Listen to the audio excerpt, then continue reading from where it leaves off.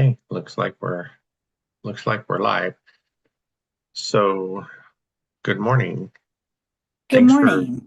thanks for joining me again. I was just thinking that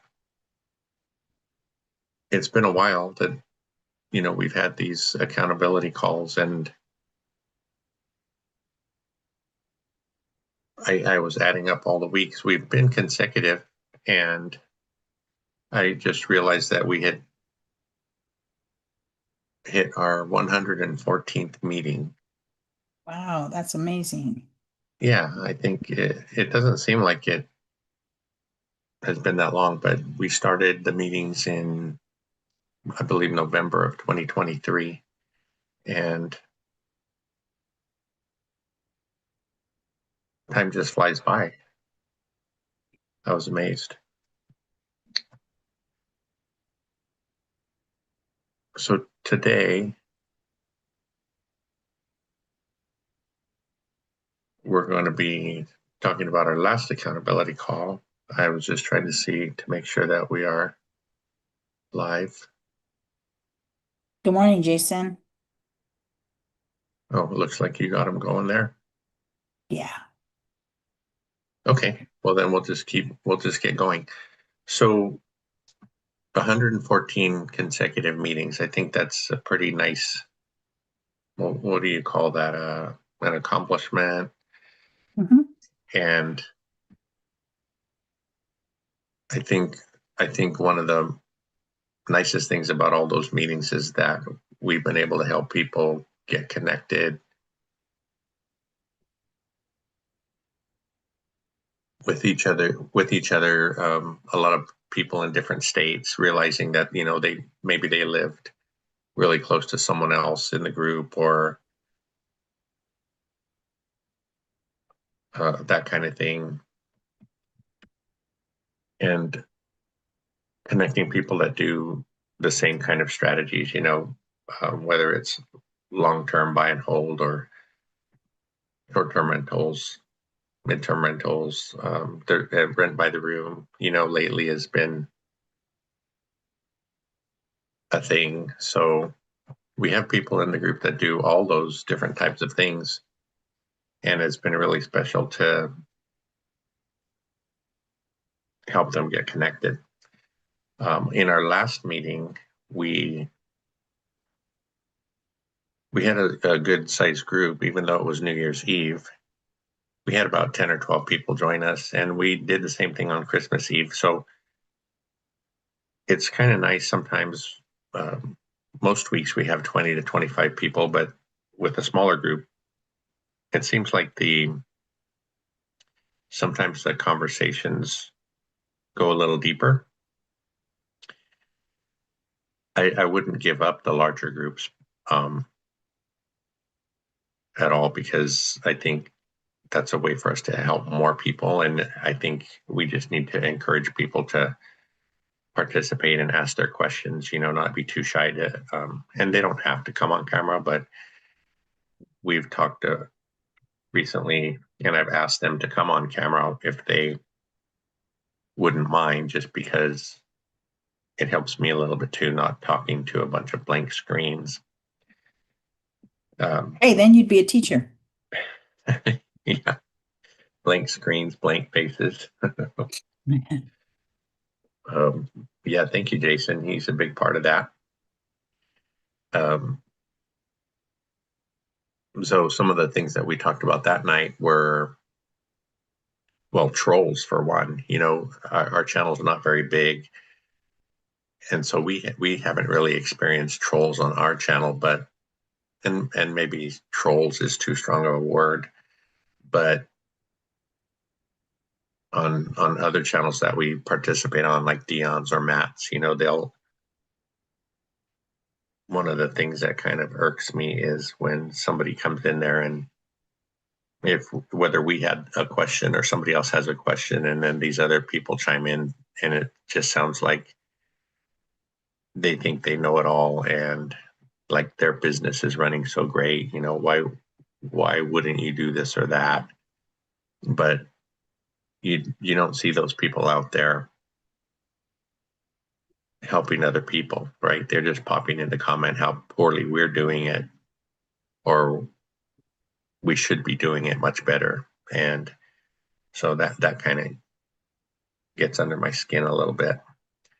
That gets under my skin a lot a bit.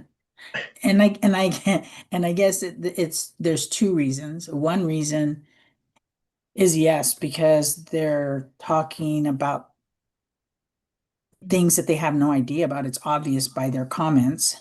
Um, and they're being negative. Nobody needs to be shut down or, you know, they're just being negative. And if for me, it's I just look at them and like say, shut up, just leave me alone in my head because somebody told me I shouldn't be telling people to do that or, telling them that they're idiots. But so, I can give that look like, you're an idiot and walk away. I'm okay with that. But when it happens to be someone I care about, then that really gets me because then I start thinking, wait a minute, you're a real jerk because you have no idea. First of all, the comments that you were talking, well, the one that I'm thinking about is the latest one. They didn't even understand the stupid question. So how in the world, it wasn't a stupid question, sorry. They didn't even understand the question. So how in the world can you have a comment to something you don't even understand? I guess that's the part that irks me is the being, no other word, just being stupid about it. That gets me. It's like stop and think before you answer. Stop and try to understand what the person's asking and what can you add to it. Yeah, or maybe they should ask a question, if they Yeah. care enough, to even figure that part out. But what I've been finding is,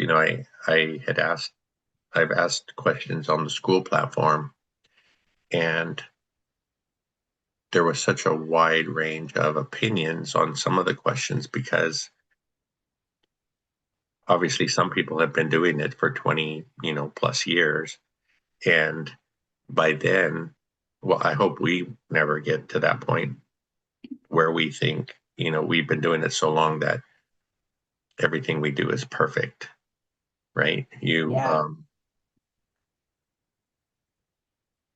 And a lot of us in the group are newer, say 0 to 5 years, 0 to 8 years, and things are way different when you're in that part of your journey versus when you're 15 or even 10 years and on.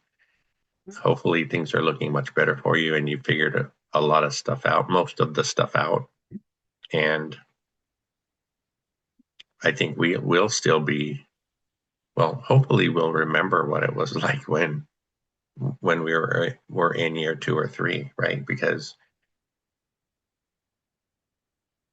like a lot of the big guys have realized that they grew so big that they forgot the little people. And I don't think we'll ever forget that part. I think we'll always I think we'll always be the little people. And I think some of it is just the fact that because we know there's still so much to learn. It's not just let me learn this and I can just keep, I mean, well, that's not true, but I can get so good at this that I don't ever need support or what have you. We'll never get that way. And every property is different. And you're going to come across things that you forgot because you haven't had that issue in a while. So it's always nice to have somebody to say, oh, remember when, or don't forget to do whatever it is that you need to do. That makes it a lot easier to do it with the group. But I think once you start, I keep thinking about Dion and Matt and Zuber and excuse me, I'm sorry, how big they are. And I still don't think I don't think there's things that I'm sure there's still things for them to learn. I'm sure of it. Matt was talking about a reverse something or other. I always get the numbers wrong. He hasn't done one, he wants to do one, and that makes sense. You learn something new. But I think some of these people not those three guys, who get so big that it just becomes automatic. And I think maybe that's the difference. Things become so automatic that you, and maybe that's what passive income is, that things become so automatic that you don't even have to really work at it. But I think that's like Warren Buffett style, you don't need to worry about it and somebody else is taking care of it for you. Yeah, that's a Because tip. Yeah, because all those guys are still involved somehow. I mean, well, Zuber has PMs and Matt does his own and Dion does his own. So they're always going to be involved somehow.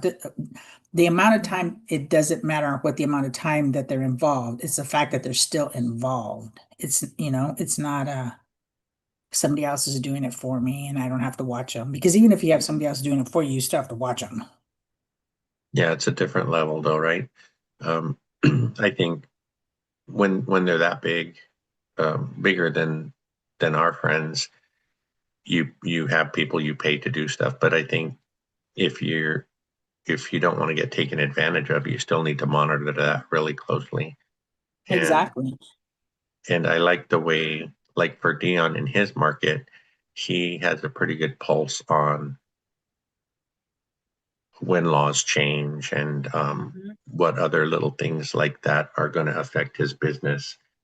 Um, I think that's a great spot to be in. And Matt's the same way. He's really involved um, in his community. Going to the city meetings or and things like that.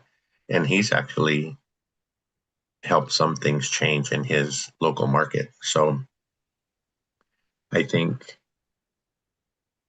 I think they're really smart about it. Um, I don't think they're going to grow so big that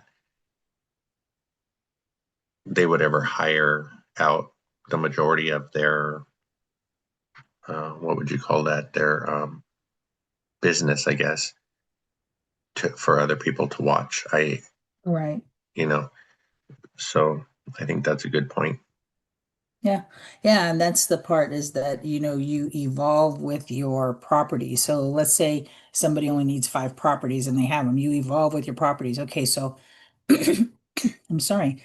How do I know? So really it's about how do I make sure that that income stream doesn't dry up. So you have to stay on top of it, whether it's, repairs on your house or whether it's what's happening in your local community, local government, or, nationwide, what's happening, what's coming this way. And I think that's a good place to be. Hmm. Yeah. So um, That's true, Jacek. Jacek says no one will watch your money better than you will. If that's important to you, well, if that's what you need to survive day to day, then yeah, absolutely. You need to make sure that you have good, even when you have good people in positions, you still need to supervise, monitor, whatever. And, to make sure things are happening the way you want them to happen because you have your own vision. They have their own vision of where things should go, but it's your business. You know where you want it to go. yeah. And the rest of the evening, we talked a little bit about Vegas and what's coming up in February. Folks are getting excited. I think, what are we now, like 5.5 weeks away or something like that. And it's going to be a lot of fun to get together with a lot of these folks. Let's see, the meeting, we I think we ended up going for a couple of hours that night, but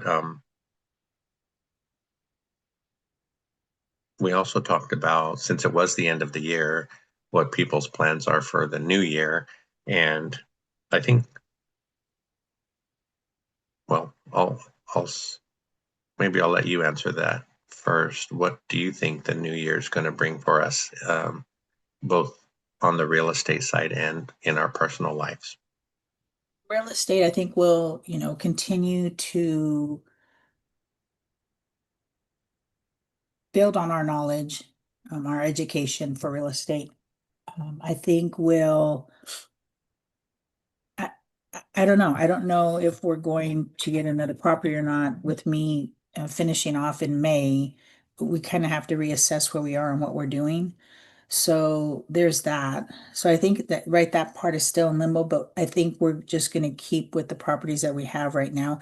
I would like to pick up another one next year or this year, but if we can't, then I know we'll pick one up the following year.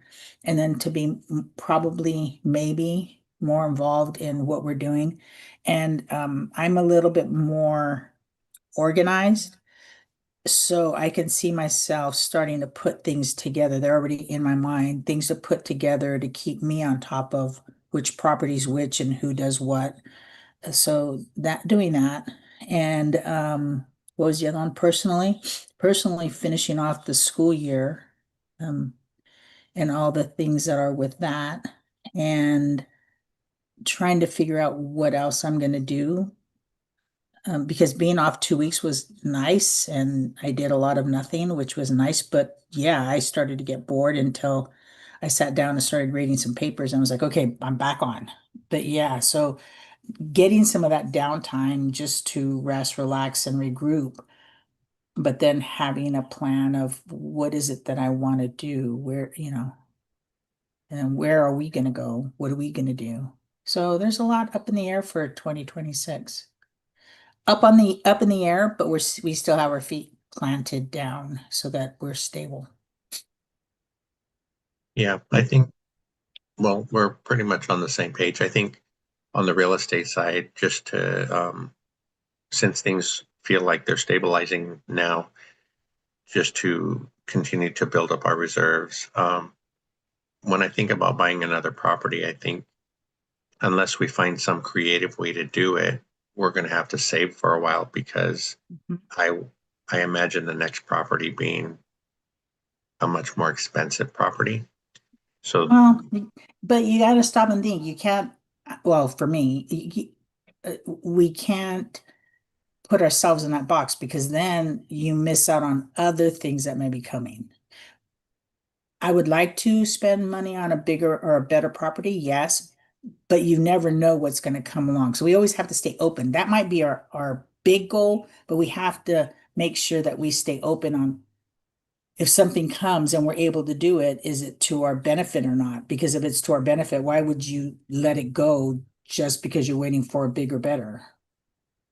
yeah, I wouldn't pass on a great deal, even if it was, say, a small single family. But I think the goal, the other part of that goal is, maybe it's a fourplex and that's probably going to be, I mean, that could range from 400,000 to, 1 million or more.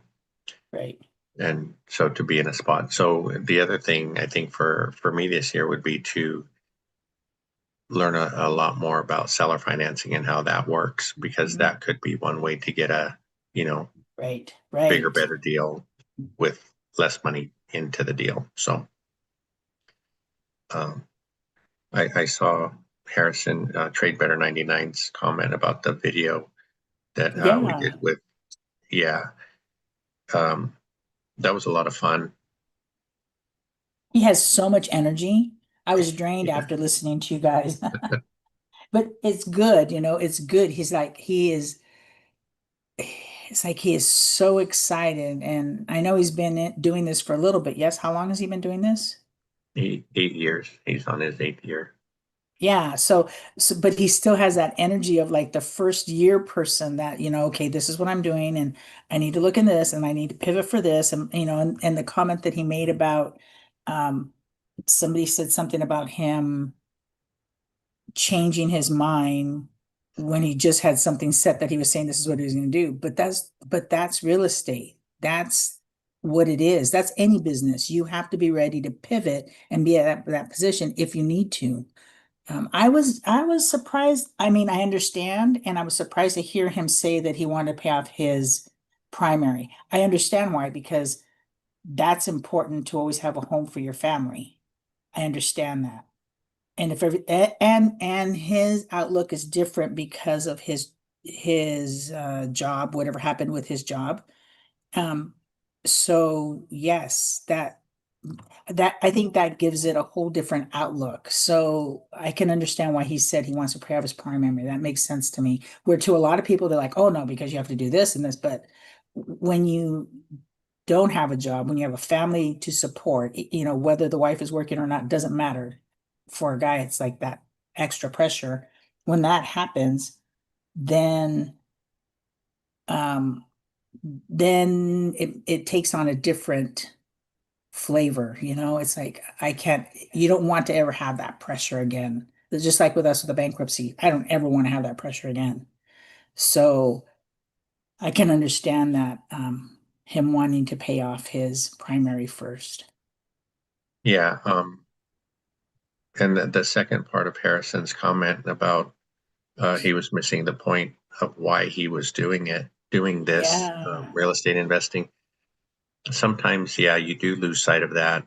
Hopefully, you do circle back around. I know Harrison um, has his family, his wife, and his child now, and things change. And even Stephen in that interview said that might change too, right? Because they don't have children yet, and right, his target monthly cash flow was, I think, 20,000 at this point. But if he has kids, that might change. And he already has lost his job once. He's a right. pharmacist, and I think he said in 2017 he lost his job, Hmm. and that's what helped him shift and get into real estate investing. But Hmm. And and then I'm sorry, I didn't mean to cut you off.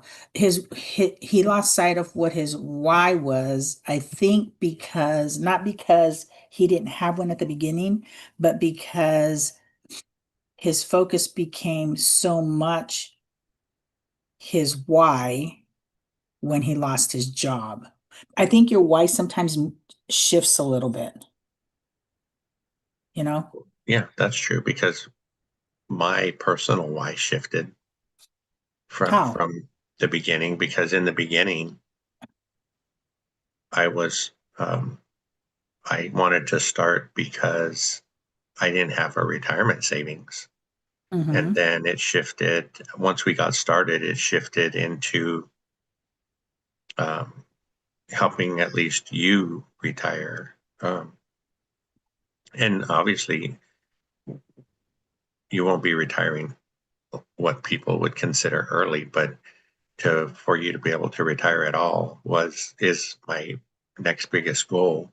And then once we achieve that, then we'll see what it would take for me to, follow suit.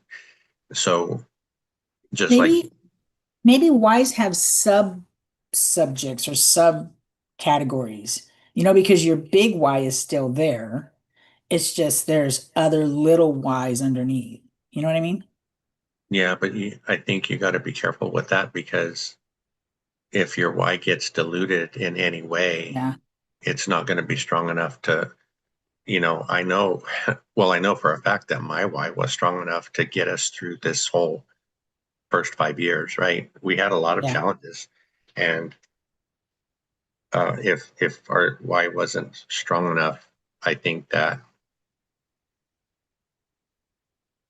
I don't know, I think maybe we wouldn't have made it this far. So a strong why, I always tell people, I think the two most important things that I can think of right now is your why would be number one, and then having reserves before you get started would be number two. Um, And and I think in there, it has to be continuous education because if it's your why and then you have to have reserves, I think it's your why education reserves then purchase maybe because I think that education is really important. We lost the first ones because we didn't have the education. Not only, well, it was twofold. Not only did we not have the education, I really had no clue and didn't want to know at all. It was like, okay, you're going to do it, do it. So I think that education has to be in there. And I think that's why sometimes look at Chester, and I really admire the way that he pulls things apart. Okay, sometimes a little too much, but how he pulls things apart and he really gets to the nitty-gritty before he makes that jump. Because that first jump, that's a big one. It's either a do or die. You're either going to make it or you're going to flop and have to start all over again. And yeah, it's not too far from that first step when you flop. But if you continue to make the same mistakes, those flops keep getting harder and harder to get up from. So, I really admire the fact that he tries to look at a lot about where is what and how are things going to work and what ifs. He has a lot of what ifs, and I admire that. Yeah, but and that's a good example. And I know you know, um, we're not really concentrating on Chester himself because we went through the same things. But even though he had analyzed things to death, basically, once he got his first Yeah. property, he still had Yeah. a lot of learning to do. And I think that's Yeah. one thing that we hope people will understand is that just because you land the deal, that it's not over for Well, sure. that's just the beginning. Not even the beginning. It's like the prelim before the beginning. Yeah. Yeah, so we're glad. I mean, he's been with his property about a year now, I think, um, and he still has it. So he's figuring things out, and Mhm. he's checked in with the group a couple of times to help get through some situations, and I think that's another amazing part of this community, especially our friends that a lot of them that are joining us today um, are willing to help. We just have to be, um, I guess, we have to be able to share our stuff. I mean, you tell me I share too much, but the You do. just to be able to share what's going on, that way people can help you because if you're struggling by yourself, but there's so much knowledge in the group that can help us through that stuff. So And that support, that not just the help, but I mean, not just the how-tos, but that emotional support that, things are going to be okay. That makes a big difference. I yeah, know it's helped you quite a bit, and it's helped me to be able to help you. So yeah, I enjoy that part of everything. And knowing that you don't have to be present at every meeting just because you're not around doesn't mean that people have forgotten you. And I think that's a good thing um with being no, part of this yeah. group. I mean, that's a great point. That's something that I have been thinking about lately because one of the really special things about, well, for me, has been when somebody from the group just out of the blue will check in. We've had um, a lot of people just reach out to us, see, hey, just wanted to say hi, see how you're doing, and we don't even get that from our biological family. So I, I really, I really appreciate that, and it makes it's special, and I try to do that um, whenever I can, just to check on someone we haven't seen for a while, or we know they're going through something. Yeah, and we've had calls with people that just to talk, and I think that helps. So I appreciate everybody that reaches out, even when there's not a specific reason to. It's just to check in, make sure that you're still standing. Yeah. Um, yeah, I was going back to Harrison's comment. So he does have a couple. Like, sounds like he has his why is broken into a couple different things. But yeah, I think family helping your family or building something that your family can depend on, if something happens to me, you guys have some way to survive financially. I think that's one of the most important things. And did you read Lynn's comment? Yes. about the property taxes. Learning curve is steep and we have to keep up. I remember having my property taxes doubled. And she didn't know that that could happen on year one. And I said, yeah, being reassessed can be brutal. And so, which then brings me to that other part of, okay, so why isn't somebody telling people this? So whether you're in a group or not, besides that, so it would seem that somewhere, and maybe I expect too much from people when they do their job, but why didn't, somebody say something? Like, why didn't, whether it's the real estate agent, whether it's when you're signing, whatever, why didn't somebody say, things can be reassessed? Not even that they will be, but they can be, so that that's in your head, so that when it happens, it doesn't take you by a crazy surprise. Because then if you at least hear it once, you're like, okay, so I need to remember this might happen, so I need to start putting money aside. But yeah, that's a crazy one. But it makes sense, because if the house was sitting there um for a year and then you improve it, so now the it's been improved, so therefore it's gone up in value, they're going to reassess, because they want the money for the city or the county or the state, which whoever's getting partial monies, they want some of that money. Yeah, it makes sense. It's just the way it's handled that doesn't make sense. I think that was the biggest. Um, we're talking about our property in Gary, and Lynn has properties in Gary, and so we do talk about it in the group. I think maybe not too many people hear it, or Uh-huh. maybe they, just like I was thinking, maybe if someone is doing their analysis on a property and they are going with the current taxes and the deal works, and you tell them, hey, after you buy this, your taxes are going to go up because of the new purchase price. Did we hear it? Did you hear it? I They didn't don't, hear it. I no, didn't hear no, we didn't it. hear it Yeah. back then, but we're hearing it now. Yeah. So, but they don't want to hear that, because if they calculate the deal with the new tax rate or the new tax amount, their deal might not cash flow, right? So that Right. means they Right. won't get a deal. So I think just getting the deal, people, what do you call it? Something about a blind eye, turn a Uh-huh. blind eye to it.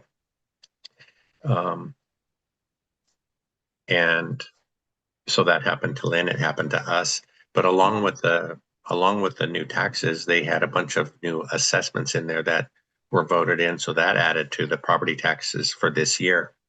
And when I spoke to the turnkey provider that we bought that property from, he had said I guess once they meet whatever that amount is for whatever it was, parks or streets or that kind of thing, that our taxes should go down a little bit, but it could take years to pay that off.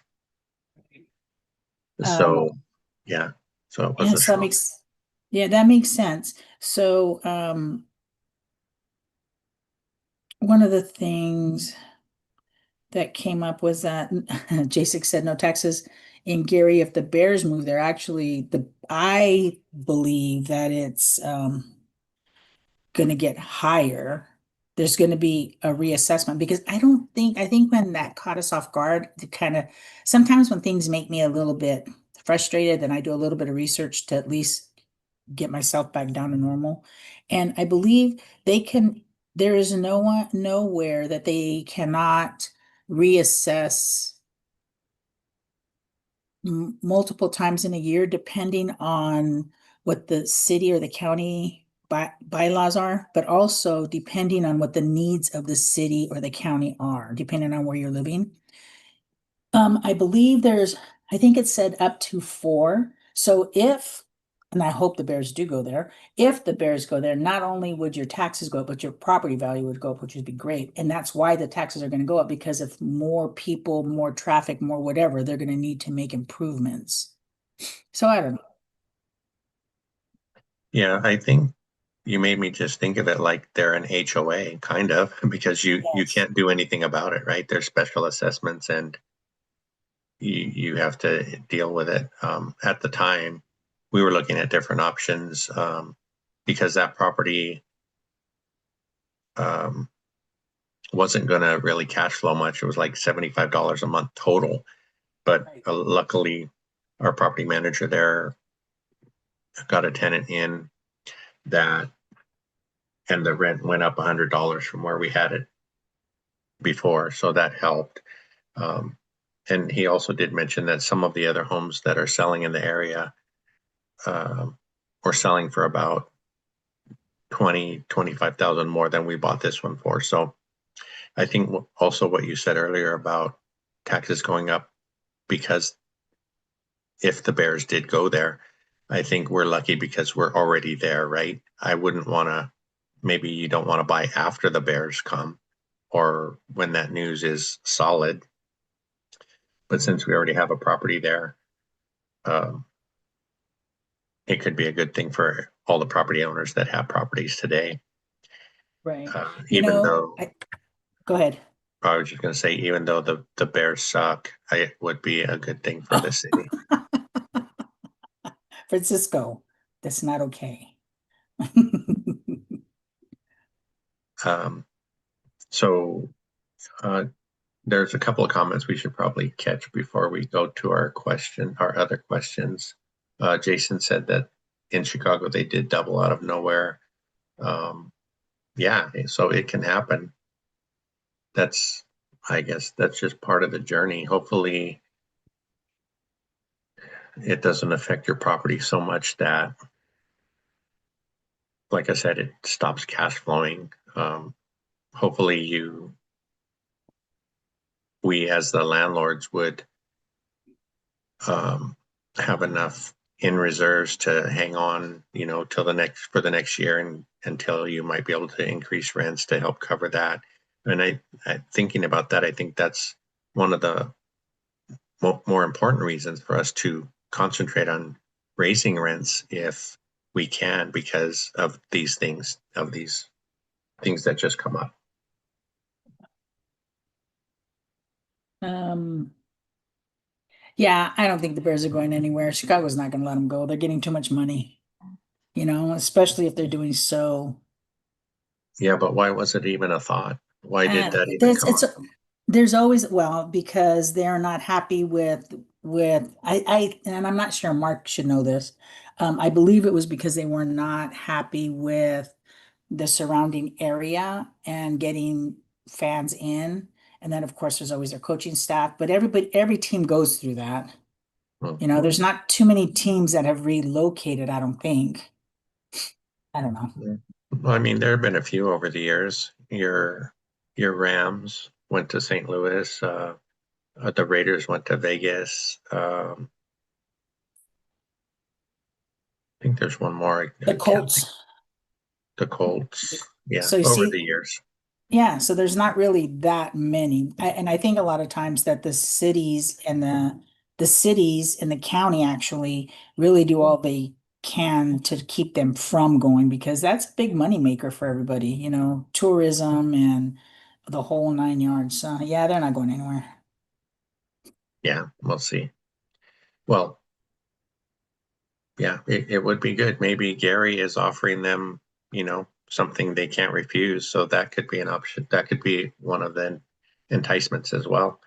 Um, I was reading Flavio's comments. It says after 3 months after you bought a property in Washington, the county sent a person to take pictures to see if you did improvements and taxes go up. So he doesn't fix any of his properties from the outside. So I don't But know if that's I don't think that's good, but that works for you. And I think can they send you a notice that they want to do an inspection on the inside, or can they not do that? No, well, that's no, good. no, I don't. They can't come inside. That's But good. it's just like the insurance here in Oh, California. They do drone photographs and satellite photographs, and if they don't like what they see in the pictures, like our insurance just tried to cancel us twice because they thought one thing uh, because they're about stupid. our property.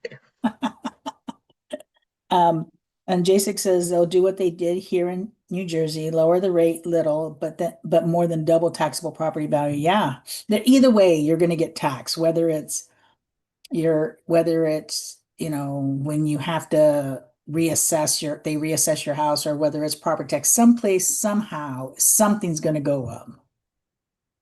Yeah. Yeah, I don't think we can get away from that. And did you see your friend Yes, Jason's she comment said. about teachers? Yeah, but we had to clarify public school teachers, Yeah. because let's clarify here, I teach at a not-for-profit school, which means we're a poor little school. So let's put this in perspective.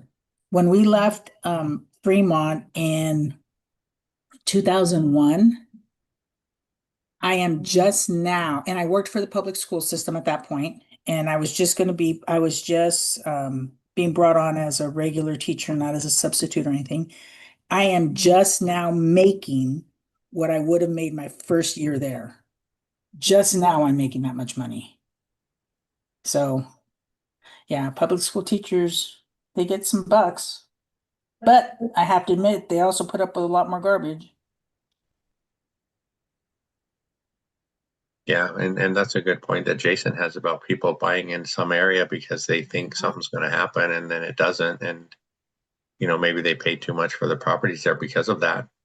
Yeah, yep. Oh, so Jason was saying they don't own the stadium. So Jason, are you saying that the city doesn't own the stadium? The park district does. They don't want to pay what they owe the park district. Interesting. Wow. So I think that's what happened at with the A's and whoever else is over there, because they left, or they were gonna leave or something. Something was going on over there in Oakland. So, well, that was also the Raiders, because I thought it was the city didn't, or maybe it was the county. Somebody didn't want to put up to have to make it a better area and fix the stadium and what have you, and that's why they left. Waiting for Jets and Giants to move there, so called New York. I don't know, with the New York new mayor, I don't know what's gonna happen over there. Flavio never do inside.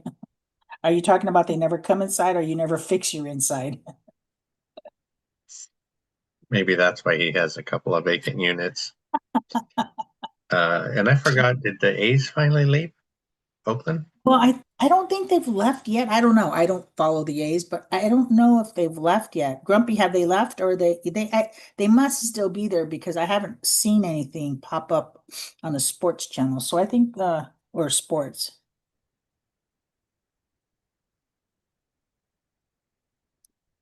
Maybe Lynn might move. I don't know.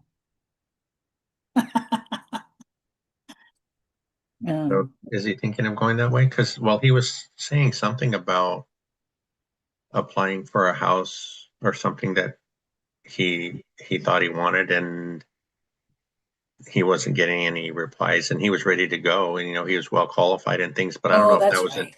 in Washington or in someplace else. Yeah, I don't either. Grumpy says that the A's are in Sacramento for now. That's right. I Oh, remember they're there for now. They don't know where they're going. It's like Sacramento's that holding spot. Let's see if you're good enough to go somewhere. If somebody's going to pick you up, if they think you're good enough, always that holding place. So yeah, and it's also that place where they show whoever, look, we really are moving. So if you don't want to lose us, you better speak up. So yeah. Um, okay. Well, I had a bunch of different questions that I wanted to check in with you and the group on. Um, and before we go through the questions, I guess we want to say that what our answers end up being isn't advice.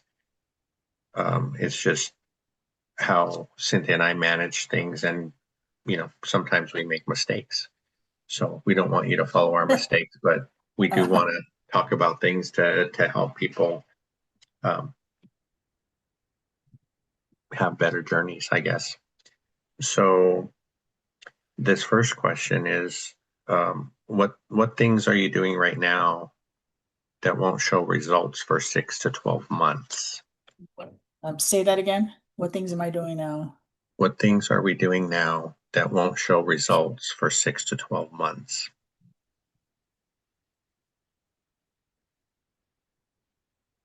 Oh, no,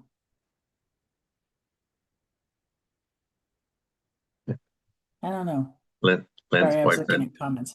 I was just looking at Lynn's comment. Her boyfriend likes her burr better than their current house. Um, sorry, I'm answering some of these. Yeah, that's okay.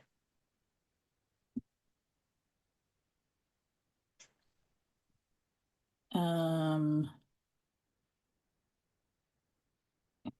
So for that question, what are we doing now that's not going to bear fruit for 6 to 12 months? I think stabilizing for one, right? Because right.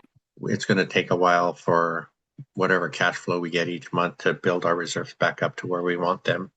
I think 12 months will give us a good head start, but it's still not where we had our reserves when we started.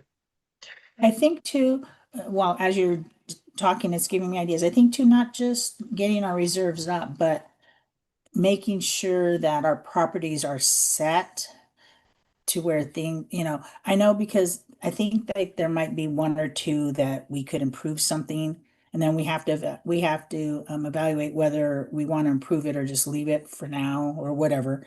And then adding a little bit more in the reserves for that. I guess when I think about reserves, I think of what is that big ticket item and then making sure you have that covered and then a little bit more for anything else that pops up, whether it's a new toilet or whatever.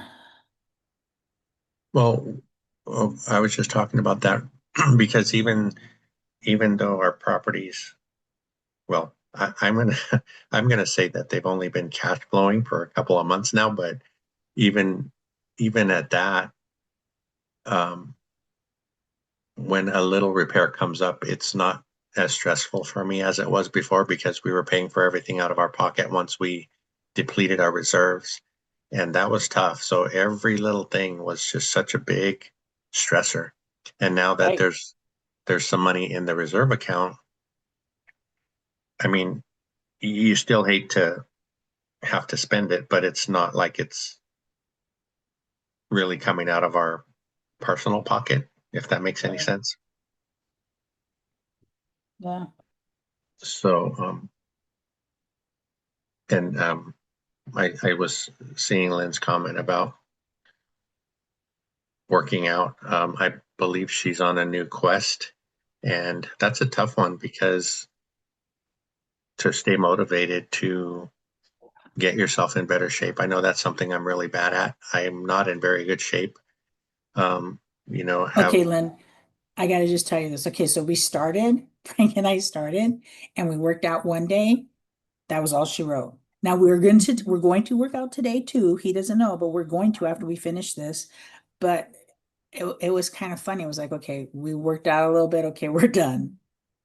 well, you know what's sad is that I can't even do old guy yoga.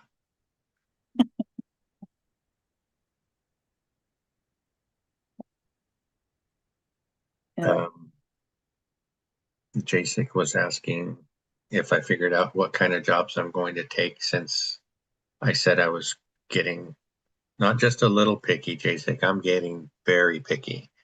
Um, Extremely picky. yeah,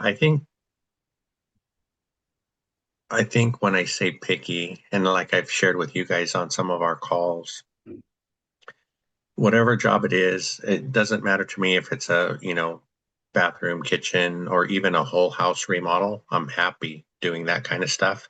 It's just the, what do you call it? The setup or the layout. So I'm super happy if it's a single level home with a driveway and a garage that I can just back up and do my thing. Where I have trouble is so I don't work on condos or townhouses, obviously, because you have to find a place to park first, and then you have to get all your materials up to that unit. And these always end up being on the second or third floor.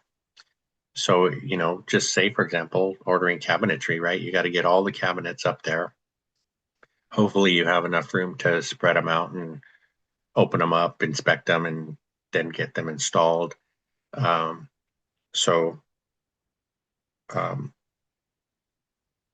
I will try not to work on multi-level homes. One of the reasons for that is like if we're remodeling a bathroom and it's upstairs, just like the one we just finished at the Mountain House, with the plumbing, and I've shared with you guys too, that plumbing is my least favorite thing. And that part stresses me out because if there's ever a drip or a leak or anything, it's going to affect the downstairs as well. So I like jobs I can just pull right up to, unload, and get to work. Um, Nothing with too many stairs. Um, I think that's basically it. I think we just did a bid for one, and we remodeled one bathroom in this house last year. And I would love to get this one because it's that exact scenario, right? It's right on the street. There's a nice driveway to back into. It's easy to get materials back and forth to it. The homeowner's really cool. So I was really looking forward to doing that one, but I think she might have had a little sticker shock because and the other reason I was hoping to get this one is because I was going to do a full video series on that one from start to finish. But she wants to take part of the laundry room to enlarge the bathroom so um, that would come out really cool. And we were going to kind of set up the shower as an ADA shower because the homeowner is quite old and she wants something curbless and have the grab bars and a folding bench and things like that. So I hope I get to share that with you guys. Uh,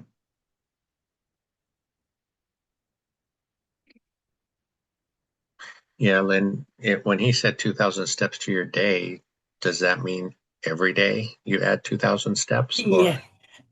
2,000 steps every day, not today I do 2,000 extra and tomorrow I do one. No, that's not what it means. well, that means like on my first day, I'd probably only have to do 1,500 because I do negative 500 right now. Uh,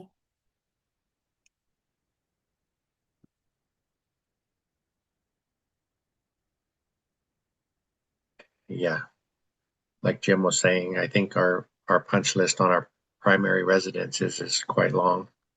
Everybody else uh, gets their stuff done first. hmm. I have stories for Las Vegas, trust me. I think you don't need to share so much, really. Oh yeah. Yeah, Jason, I think Ricky's okay if you have enough in the pipeline. So that's where I'm struggling because my pipeline is a little bit dry. I have I have some jobs that have crossed my desk. I guess you could say that I wouldn't be really enthusiastic about doing. Um, but if you need if you need to work, you need to work, right? So probably going to have to suck it up and accept some of those jobs.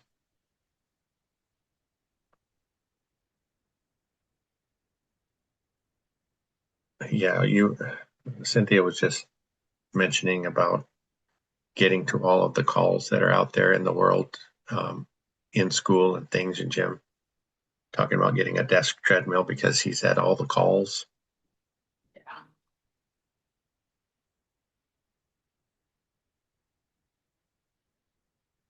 So, Yeah, how does Mark get all those lives on? Oh my gosh. well, if Jacek does the treadmill every time Mark is on YouTube, he's pretty fit. There you go. It's like, Mark, do you do anything else? Like, do you just do live, live, live, live, live? Every time I happen to look at my phone, I get a notice that you're on. It's like, oh my gosh, are there that many people? I'm Well, glad that you're doing them though. I'm glad. that's the life of a fireman. Oh, true. Usually you have like Rescue. 22 hours in each day that you're not doing anything. So besides rescuing kittens. Yeah. Um, yeah, Flavio, Cynthia and I have been talking about that. I've been trying to, I'm not sure what's holding me back. If you guys have any feedback, so doing consultation calls, right? Cynthia and I have been talking about this idea about doing consultation calls for people considering remodeling a bathroom and helping them understand what it really takes, what they need to be ready, what they need to um, expect going through that process. And I think I even mentioned it on one of our Wednesday calls. I'm not sure how to price that time if because some of the suggestions were to offer like a 30 to 45-minute call for whatever amount. Um, and the people making the suggestions were suggesting that you charge 250 Whoa. because, and their thinking is because if somebody's willing to pay that much for your help, that they're serious, right? Um, and if you offer it for less, well, I would think even if they're paying $100, that they're serious because nobody wants to spend money on anything these days. Okay, Um, but here's my thought. Why, if they're paying for your time, why do you care whether they're serious or not? If they're paying you by the hour, why do you care? I mean, I don't mean that to sound negative or mean or whatever, because it does sound that way. But why do you care if that it's up to them if they're going to use that information or not, or if they're going to use that help? You're still getting paid. You're fulfilling your part of the contract. that's So true, but I think what's when we talked about it in the group, Jacek had mentioned something like $500. Um, and and I guess we have to put a value on our time, right? right, Because we don't want to be giving up that time away from the family or whatever for $100.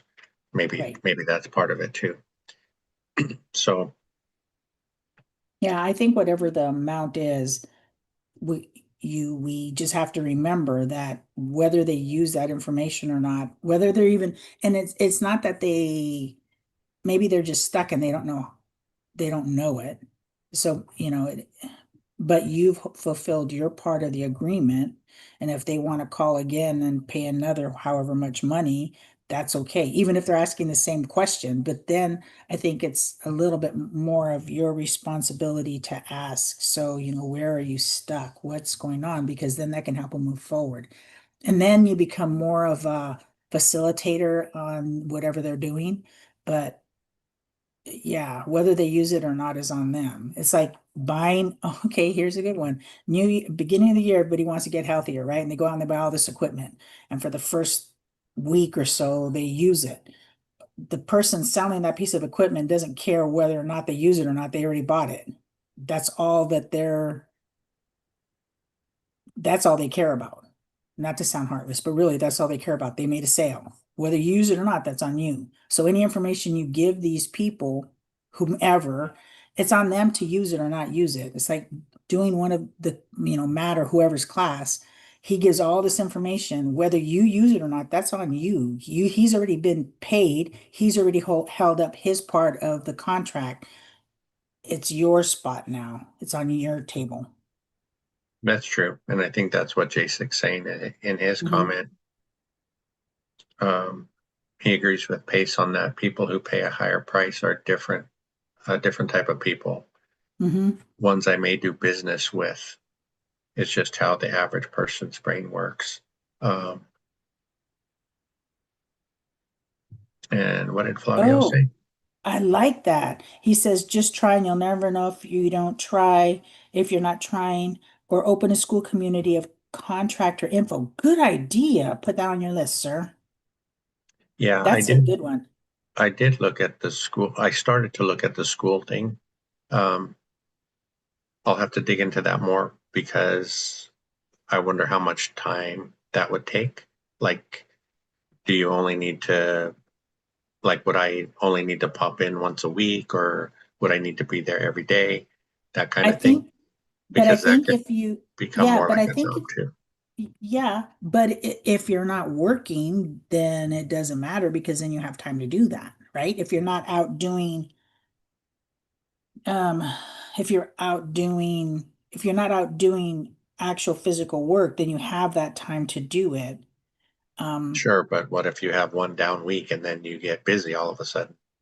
Well, so then you set a time that because you cannot tell me that Zuber is on school every day for 8 hours. He pops in and out. I think at the beginning you might have to like push it along, but after that, other people once they get exposed and they say, "Yeah, I have," like Grumpy, he can get on there and say, "Oh yeah, I did this, blah blah blah blah," and then that keeps it going. So it's and J6, so it's not even like you have to answer every question. It would be good at the beginning if you do, and then you pop in and do whatever happens there. Right.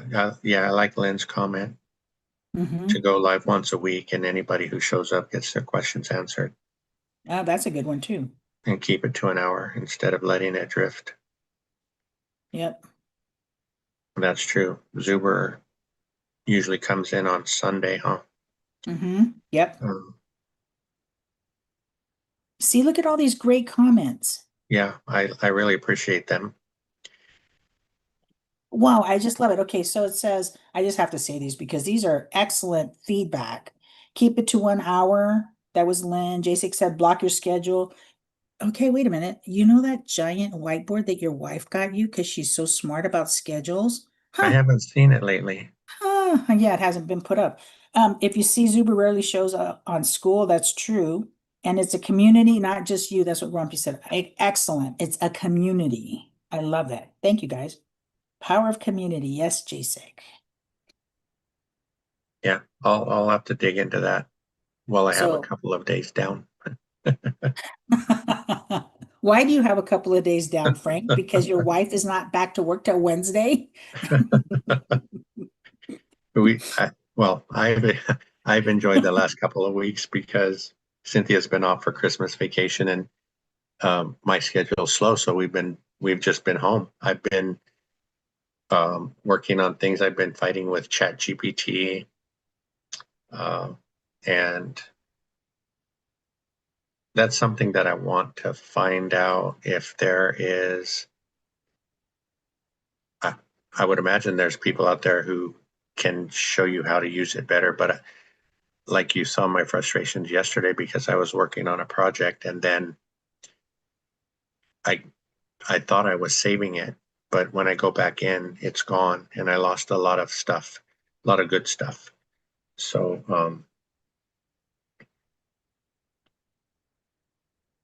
I like that J6 said whiteboard put it to use. And then Grumpy says, I know a contractor that can put that up for you. Hey, he said talk to Jerry. He set his up. So that's the school thing. okay, No yeah, for honey-do sure. list. Oh, Jason, we don't have a honey-do list because that just doesn't get done. If you don't do it, I know where the tools are. Therefore, I'm going to do it. That gets him moving. Oh, and Renee has a school community as Yeah. well. So yeah, you should check in with them and see what kind of nuggets you can pick up and then do some research. And I think, and you know what else? With the other ideas of things that you have that you want to do, I think that would help that. Yeah, yep, you're all right. I'll get on it. Uh-huh. I Uh, know that tone, people. So ask him next week, how is that coming? it, Because I know that, yeah, you're right. I'll get on that because, yeah, I think maybe we're not going to have the Wednesday accountability call anymore because I think I'm becoming a target. Let's see. I think actually Mark might be going live at 12. I think I saw a notification, but we'll stay on as long as we have any questions.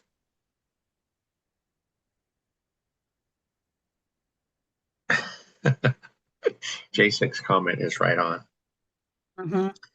He heard he heard something in the past. If your husband heard you the first time, no need to remind him every year.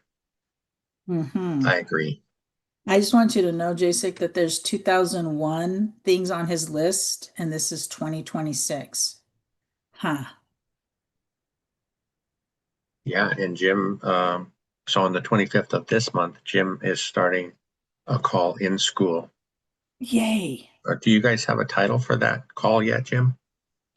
But and and the time of day that you're going to do it. Yeah, I believe it's going to be on Sundays. Yes, he says Sundays. No, Sunday. Yeah, so that'll be cool. Um, okay, so one of the other questions, there was one here about, so a question for the group, if are you building wealth together, um, or just sharing the stress? And if you, it's kind of like a poll question. If you invest with a spouse, put in a number one.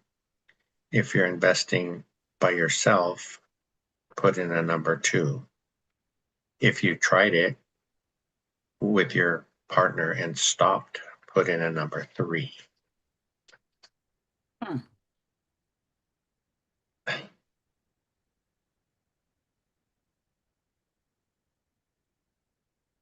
What do you mean both, Jasek? You started, stopped, and started again?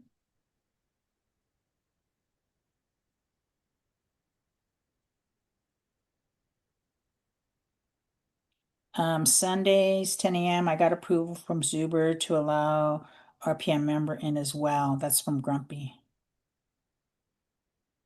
RPM. Uh-huh. What's RPM? And then Flavio says, together with my wife, I need backup. Oh, investing in stress, Jasek. Oh, So, Jasek, you do this with your wife, yes?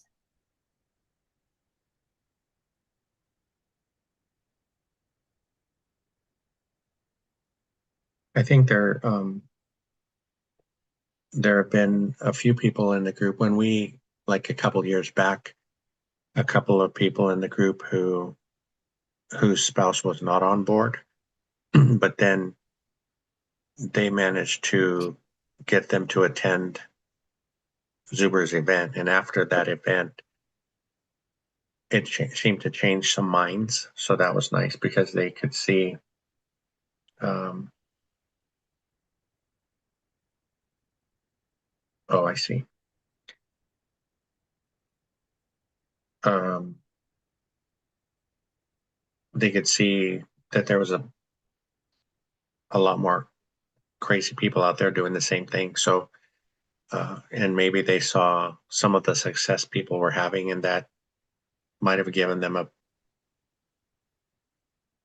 better understanding that it can work and it's not just I mean, there are probably some people out there who spend money needlessly saying they're going to learn to do this and let it fizzle out over time.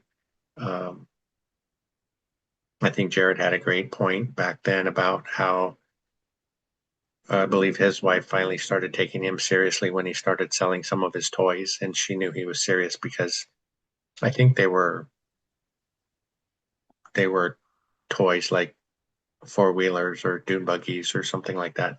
I don't recall exactly what it was, but he started getting rid of those, and then she realized that he was serious about it, and he's done quite well, at least from what we can see, with how many um, properties that they've acquired over the last year or two, and the he's doing rent by the room.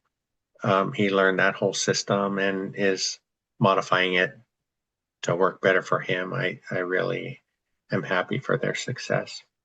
And he works full time, yes?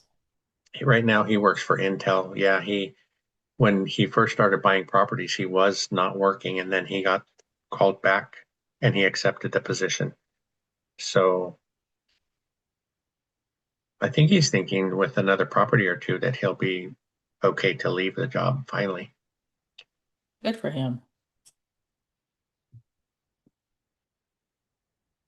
Yeah, that's true, Jasek. I guess what we do speaks louder than anything we say.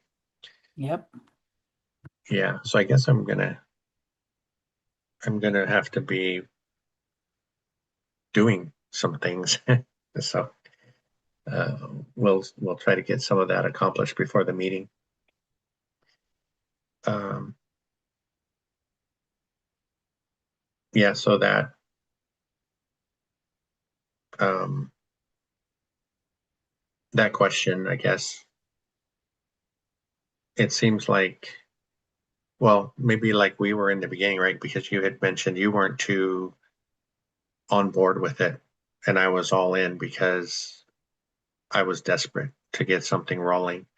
And but but I think we both can see now that it's working, right? The concept, I guess, proof of concept that we have tenants in place. We have made the repairs necessary to make the properties clean and safe and appealing for people to want to rent. Um, and that we're getting cash flow. We're making more than we need to cover the expenses, obviously. And that's a great feeling.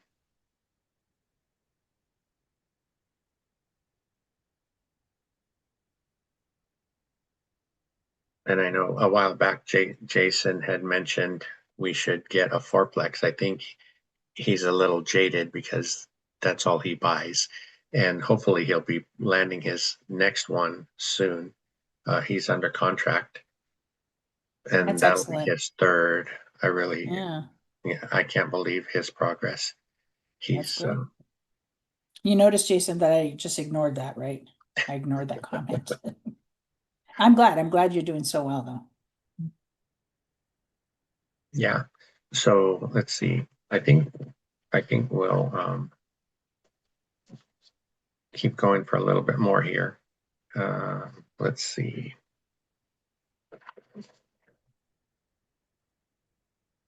And I want you all to know that these questions he's asking, he didn't say anything to me beforehand. Yeah, So she wasn't ready. they kind of took me by surprise. So this one, so it says, how often do you talk about the numbers and how often are you hoping they will work themselves out? I think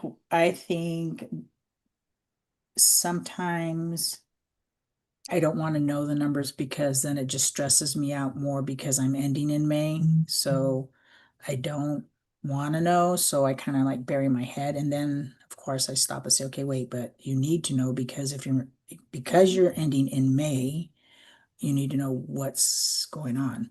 So I think now that everything is stabilizing a little bit, that knowing the numbers now is more important because then we can plan a little bit better. So I think that's important. I think it's more important now. May is coming quick, kind of a little scared. Yeah, I appreciate Jim's comment. Um, we have had to pivot, but I'm thankful that we had options that allowed us to pivot without having to like sell everything and quit. Um, so thank you for that. Um, Going back to the question, I think for me, it started out the latter. I was hoping the numbers would work themselves out. And I probably, like, like I said earlier, turning a blind eye to the situation, right? I didn't want to know because I knew it was not good. Right. And that's when I really should have paid attention to it. And now that things are better, we do talk about the numbers, you and we talk about them regularly. I think I hope I've gotten better about sharing things when they come up. You used to comment about um, how you would hear things because I brought them up at the meeting, but I hadn't told you yet. So I had to think about that and start letting you know when it happens versus waiting until later on to tell you. Um, so I think it's a good thing. I think everybody should talk about the numbers regularly, not just the numbers, but the whole situation, right? Who called this week? Were there any issues, any repairs come up that we need to address, things like that, just so you have a better understanding of how things are actually working. And you, you for me, will have suggestions that I didn't think about or make me just make a decision when I'm kind of, I don't know, trying to avoid it or something. So, um, this one was kind of interesting, and I think this one came up in some of the school comments. But what happens after the purchase when the excitement wears off and reality shows up? I think Cody was in here earlier. If he's still here, I think he likes the excitement of buying. That's obvious, and he's had some really great progress. And I would say that from what he shared with us, um, he has some challenges like we all do, but I think he had some great success being able to pivot when he needed to, and like he was condoizing a couple of his duplexes and was able to sell each one separately and made uh, quite a bit of money, well, more money doing it that way than trying to sell the building as one. He's really intelligent about that kind of stuff. Also, like for me, yeah, when the excitement wears off, I'm bored. I need, well, I would like another one, right? But Mhm. you can't, you can't get another one if you don't, if you don't have the money. So it kind of forces me to, maybe that's a good thing. It's forcing me to look into what we do have and how to optimize that until we get the opportunity to buy again. And I think that's the big step is that people have to realize, okay, I can't buy another one. Or even if you can buy another one, should you? Um, and it is exciting. It was exciting to watch you, but it's not good to see you come down off that high because it's not that you give up or anybody gives up. It's just, it's not, that energy isn't there for the day-to-day stuff, which actually it should be there because that's all part of the, I want to say game, but it's all part of the process. You need to stay as excited. It's almost like now your excitement has to change to how do we keep it? How do we make it better? How do I optimize what I have so that that way we can keep growing? Because the excitement should be in the growth, not just that I get to buy another property. It should be in the growth. Yeah, well, I think that was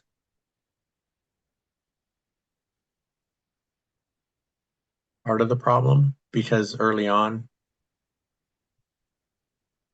I mean, there is growth in acquiring more units, but there's not growth as far as helping us, at least not right away, helping us reach our goals financially, right? So, Well, but kind of, yes, there is. So, I mean, look at that one property that we thought everything looked good from the pictures we got. And then after they went in and took better pictures and we got feedback from the community and from Matt and what have you, then we were able to make it even better. And there was growth financially because we were able to do it for more, true? Or rent it for more. So, so I think that's what I'm saying. It's like, okay, so so the excitement should carry into the, okay, so how can I improve this without going crazy? Because if I go crazy in making this property outstanding, now you've outperformed your market. If that's how I say it, it's like all of a sudden your property is better than what the market is able to hold for that area. Because if you go in and you put okay, in our areas, if you go in and put quartz counters and stuff, that's not going to work because you're not going to get a return on your money.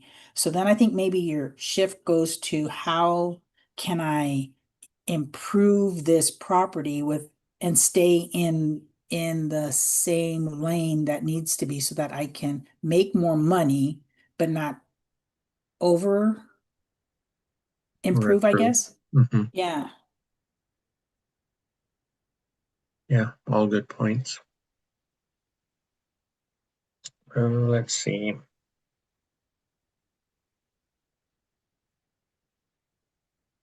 I wonder if anybody sets boundaries in as far as being a couple. This question was, or the thought was protecting the marriage from the business. And do they have limits like this had a couple, no property talk after a certain hour and no Zillow scrolling in bed, Cody? Okay, so first of all, if you bring your phone to bed, there's more issues than just scrolling. Come on now, people. But I think I don't I don't like, well, for me, it doesn't work to have uh a deadline, no talking about real estate during dinner or whatever, because when we talk and things are going through, so I mean, I am still processing, coming up with different ways to look at things, after I've taken a shower, getting ready to bed. And as you know, sometimes I'll say, wait a minute, what about if we did this? Or what if, why doesn't this work? And then the conversations come. For me, I can't have a limit of we're only going to talk about it this time because problems come up well, not all the time. The problems come up, challenges come up, ideas come up, and you should be willing to have that flexibility to talk about it as it's coming up for you because you need to talk it through. You need to get it out there. Now, if that's all you talk about and that's all, then that's way overboard. There has to be a limit. Like at the beginning um when we were listening, well, really you, because I kind of started ignoring it. You would listen like stinking 7 days a week to somebody's podcast and making comments, and I was like, okay, done, enough. You know, that was at the beginning, and now you're a little bit more dialed back in what you listen to, and it's good to support everybody. I understand that, that's great, but you have to be a little bit more, I don't want to say picky, but yeah, picky on what you listen to, because even though I believe that there's a nugget in everything that you watch, or everything that you can watch and everything that's out there, you don't always have to have those nuggets right now. And your brain isn't ready to hear it until there's a need. I need to know about this, what's going on, or I want to learn about this. Then your brain's ready, because otherwise all it is noise and you're not picking anything up. All you're doing is wasting time. Yeah, I understand how you've come along in the journey. I could see some couples setting boundaries like that where, like I said earlier, maybe the wife is not totally on board or as excited about it as we are. And like you said, they could say, goodness, is he still talking about this stuff? I don't know, let's have some family time or whatever. That Um, was a comment. Yes. After about an hour, my wife gets bored and tells me to go find something else to do. I don't tell him to go find something else to do. I go find something else to do. that's Ray. Thanks for popping in, Ray, and James too. I see James there. Um, yeah, I think it might be rare for a husband and wife to both be as excited about real estate as the other person is. But we see it. There's a lot of couples in the group who are being successful at it together. And And separate. yeah, and separate. So there's a lot of different dynamics for sure. Mm, I think, well, we have lots of questions to go through, but let's see. This one, so if we were starting today, what Uh-huh. would we not do again? What do you think? What would we not do again? We would not take our time in firing PMs. We would not know what we expect from a PM. We would not have a list of PMs in the area. We would not depend on just one set of video of photographs. Which brings up, there was this one agent, I want to say her name was Jessica, and she actually did the walkthroughs and talked about the improvements and stuff. I really liked that. Was that her? She walked around the perimeter, talked about what would need to be done, blah, blah, blah. I really like that. I would probably ask for more of stuff like that. But all of those are things that I see that we would have done differently if I were to start today. Also, I would have had me personally, because then I would be more involved. I would have maybe somehow known to contact the cities and find out what their requirements are for like the sewer and all that kind of stuff, and then vacancies and what are the requirements for the Section 8, how much time once they've been approved does it have to take? Oh, do they have to move in? And that's all stuff that we learned because we went through it. Yeah, because we went through it. So maybe even as listening to people and what they were going through, maybe jotting notes down as to things to keep in mind. So I think more education at the beginning. I don't know. Well, yeah, I think those are all good things that I didn't think about that we wouldn't do again.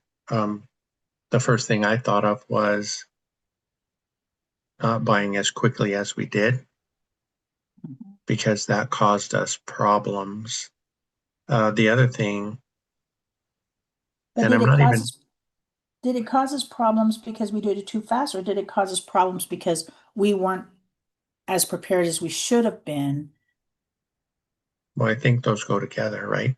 We weren't we weren't prepared as we should have been to buy as many as we did so quickly. So the other thing, and I still struggle with this one, but should we have gone to see the properties in person? You know, I, being in California, investing in the Midwest. So that will always be a thought. But then I have to think if I think we could still buy out of state without seeing the property in person. yeah. But I also am considering going to see at least one of our properties this year. You see, I, that makes more sense. So you get a property, do you need to see it right away? Well, if you have that relationship with your agent and whomever else you have out there, then you can get a better idea of whether to buy it or not. But I think going out to properties that are a little bit of a problem make more sense than going out to spend the money to go out and see every property every time, because maybe you don't have, there's nothing you can do. You're not going to do the work. So really boots on the ground. So how, do I need to come out and have this conversation with you? Well, if it was me, I couldn't go out and have a conversation with them, because if I have to go out and have a conversation with you, then we either need to change something with our relationship, or we need to and move on, or something has to happen. To me, that's like the right before the boss pulls you into his office to say we need to have a talk kind of thing. So I think that going out to see a, property when it looks like it's starting to have some challenges, that makes more sense than going out when you first buy them. yeah, that's a good point. But also, I was thinking, so if you go out to look at each property, like before you get it under contract, doesn't really make sense because you could waste a lot of trips. Huh? But if you do your due diligence and the property looks good to you and you get it under contract, then maybe go see it. Um, would cut the trips down. It it wouldn't guarantee that you wouldn't have wasted trips, Um, but maybe there's a happy medium there because then um, the things that come up after you close on it might become issues that you could have saved if you went to see it before you closed. So I guess there's a couple different ways to look at that.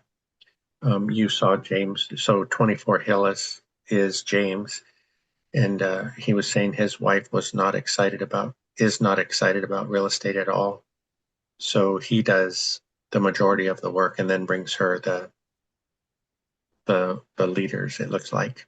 Um, and I'm glad you're here, James. You and I have never had an opportunity to speak in person that I know of.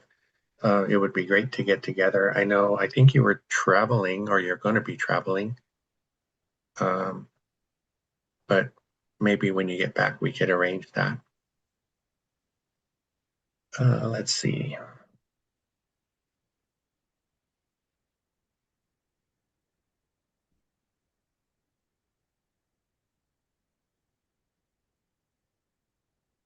So So James, this, I have a question. Is your wife not interested just because it's real estate, or do you like get excited about a lot of things and then they peter out? Is that what happens? I don't think he peters out because he's No, got no, some properties. no, not about the properties. I mean, that she's not interested in real estate. Is it because of that, or is it because it just isn't a topic that interests her? Because I have a lot of ideas, but ideas have to be the beginning before you follow through. I don't Mhm. always have all the follow through on all these ideas I have. I have a list, a big list of when I retire of things that I want to do, and but none of them are um like money making things. It's just like things that I missed while I was putting in the hours at work. So they're more self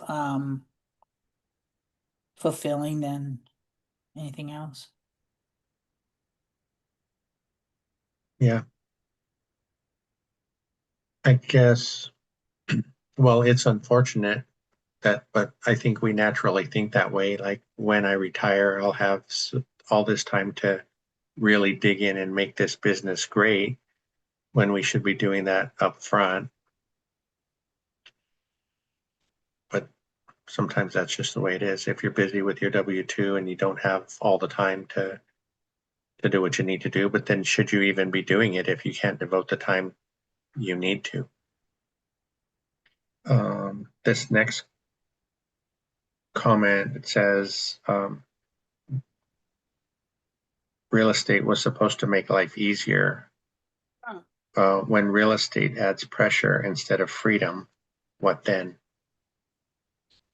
Well, I think there's always going to be pressure at the beginning of a learning, you know. So I don't, yeah.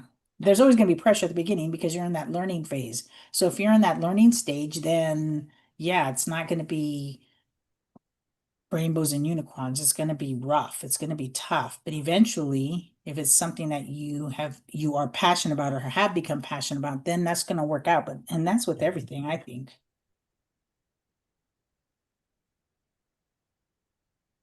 Yeah, I think we just well for me I just have to keep reminding myself of the first 5 years sucking or whatever and uh, to be patient and we've seen that right we made it through the first 5 years recently and there was a lot of suckage but now things are leveling out and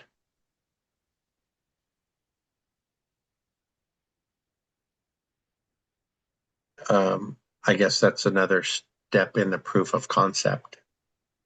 Um, James said that his wife doesn't want to deal with toilets and tenants. James, do you guys self-manage? I don't recall. James, I put on there, I totally understand where she's coming from, but for me, you don't want me to deal with that. I mean, because you're more you're softer with people. I'm to the point in my life where I don't care if you like me or not. So you're softer and you have a more diplomatic way of talking to them than I do. So that's what I meant by you don't want me to deal with that. Um, Yeah. Well, I think in our case, it would be dealing with property managers, but specifically, like if they self-manage, they would be dealing with repair calls and mhm. tenants personally, right? So that's something that I don't really want to deal with. And a totally and a totally different thing, which I just realized, light bulb went on. So if we were self-managing and that was my job, that I was going to deal with that part, I could handle it and I can be very diplomatic and I can be very understanding, all that stuff, and get things done. But to me, the PM should be taking care of this stuff and know what he's doing or she's doing and get it done in a timely fashion according to the setup that we have. See what I'm saying? I guess mine is more of people doing the job they're supposed to be doing. Because I mean, how many parents do I have to deal with or I've dealt with in all these years? And I can be very diplomatic and very what have you.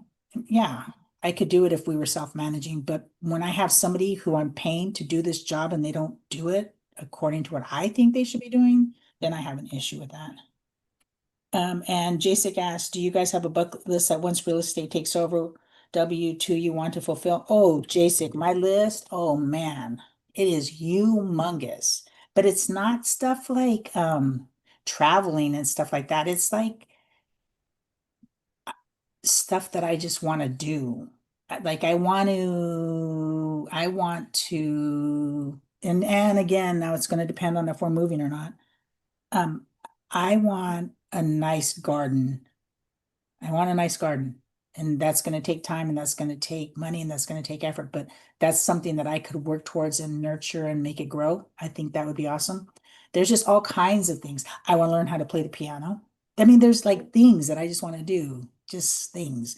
I want to spend more time reading. I love to read. So for me, that's the kind of stuff that I want to do.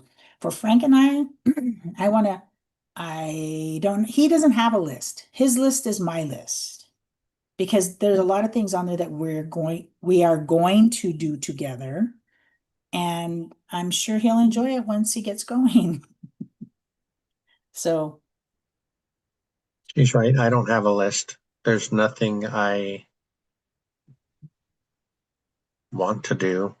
Um, I don't care to travel. The only reason I would want to travel is because Cynthia's always talked about going to Alaska. That's one thing I would like to see happen for her. But that's changed. I don't need to anymore. That's changed. no, I know you don't need to, but I'm sure it's still something that you would enjoy, and I would enjoy doing that with you. But for Doing a me, garden, doing a I, garden, you would enjoy doing it with me. I would not enjoy doing a garden. Yeah, you would. Um, Trust me. so for me, like I've said before, I think in some of our meetings, I would just be happy with our portfolio being able to cover our monthly expenses and not have to worry about coming up with the money to pay these things each month. That would be a huge relief. One thing that has come up for me is um, hopefully doing a road trip and going out to visit our properties and visit the friends that we've made in this group. I will even go to New Jersey where there is no sugar. So Jason, what's New Jersey known for? It's just one of those states that's just there. What is it known for? Like Chicago has pizza. What is it in New Jersey? And I don't know his name. He says we self-manage two short-term rentals. oh short-term rentals. Yeah. Oh, see, like short-term rental, I think that might be okay. I think that's a lot of work though. You know, you really have to have your stuff. You really have to have your everything in order. You mean you have to have your who's going to go in there and clean and who's going to I mean, that's like Airbnbs. You really have to have a plan and follow it. That's a lot of work. Well, maybe they got their systems down so that it's not too much work. I wonder, James, well, so you self-manage your STRs. Do you have cleaners or do you actually get all in there and do the cleaning and stuff too?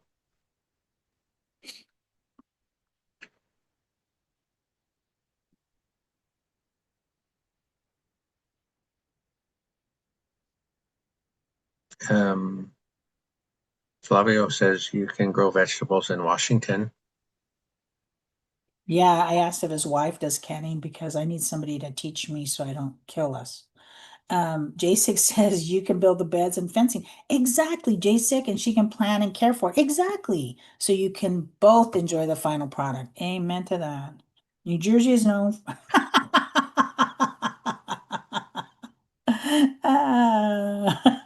Never mind. Oh, J6, J6. I can't wait to meet you. uh, Yeah, there are things. I think that would be kind of cool because we do watch some people that are already retired that have YouTube channels, and I was there's a few of them that talk about different streams of income, like um, doing the Amazon affiliate thing, having an Etsy shop. And that's one thing that I just started that I was thinking about, right? So the Etsy shop thing, and people make it sound so easy, like you just make a little thing and you sell it on Etsy. So I'm actually doing that and I'm trying to record the journey from making some things out of scrap material that I have left over from jobs, all the way to learning how to ship it and how to calculate what to sell it for, um, and all the way to the point where I actually make a sale. So that's something that I started the other day. So hopefully that in doing that, I wonder, people might say, well, you know, whatever you made, it took you a couple hours to make it, took you another hour to, get the packaging, get it packaged up, and drop it off to be mailed out. Was it really worth, just say you're selling something for $40 or $60? Was it worth it? But I think you have to also take into account, like, this week, I'm just home, right? Is there something I could use my time more that would be a better use of my time? Because I do enjoy making things, and there is going to be a few more bucks in the bank account. All that money would get funneled into some savings account or something like that and just add up over time to help us in our retirement. But to me, I think it's worth it in that sense. It probably doesn't make sense if you're because if you're selling something, just say you sell it for $60 and it took 3 hours to get it done. That's $20 an hour, basically. And since I'm using scrap material, there wasn't really too much material involved as far as cost. So I think it could be worth it. I'm going to test it out. well, not only that, and somebody put in there that did you enjoy doing it? So it's not like I think people that if it's something you enjoy doing, that's different than if it's just a job. And the creativity's there. So it's like the money is just the bonus. It's not your final. If you're making it a job, then yeah, how much do I need to spend in order to make it profitable? Yeah, the things on my list, they're not money makers, but they're things that I'm going to enjoy doing. So there's the bonus right there. And if somebody else can enjoy it, fine, pay me for it. I'm good with that. And if don't want to, it's okay too. Yeah, I think I just wanted to say hi to Andrew. I think I've seen him here or there in the chats, and I think Jason might have mentioned you, Andrew, that you guys should get together because Jason's in Chicago as well. I don't know if you guys have spoken yet or not, but Jason has currently he has 8 units in Chicago as well, two quads. Um, but welcome, I'm glad you jumped in. And Flavio, yeah, I mean that has been a consideration, right? Because like moving to another country, um, and I guess I could see that because, like I was saying, the only traveling I would want to do would be to come out and go around and meet you guys. But if we lived in a less expensive country, we probably would have money to travel. So that could be fun. And yeah, definitely the quality of life is something to consider. Yeah, Cynthia will be happy. She'll be cracking the whip.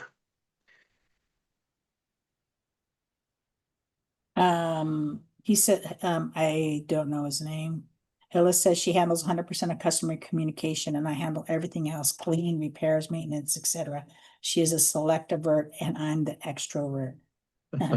That's me and Frank. Frank's the extrovert. Electivert. I like that. Me too.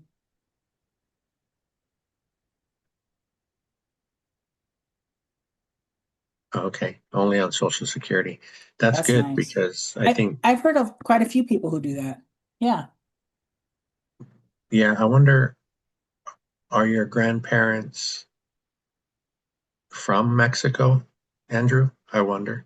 We have family in Mexico and we have friends that travel to Mexico, but when we listen to them talk about, the places that they avoid um, in certain areas because of the cartels and things like that, that makes me a little bit nervous. I would I would maybe go to a different country and not Mexico myself.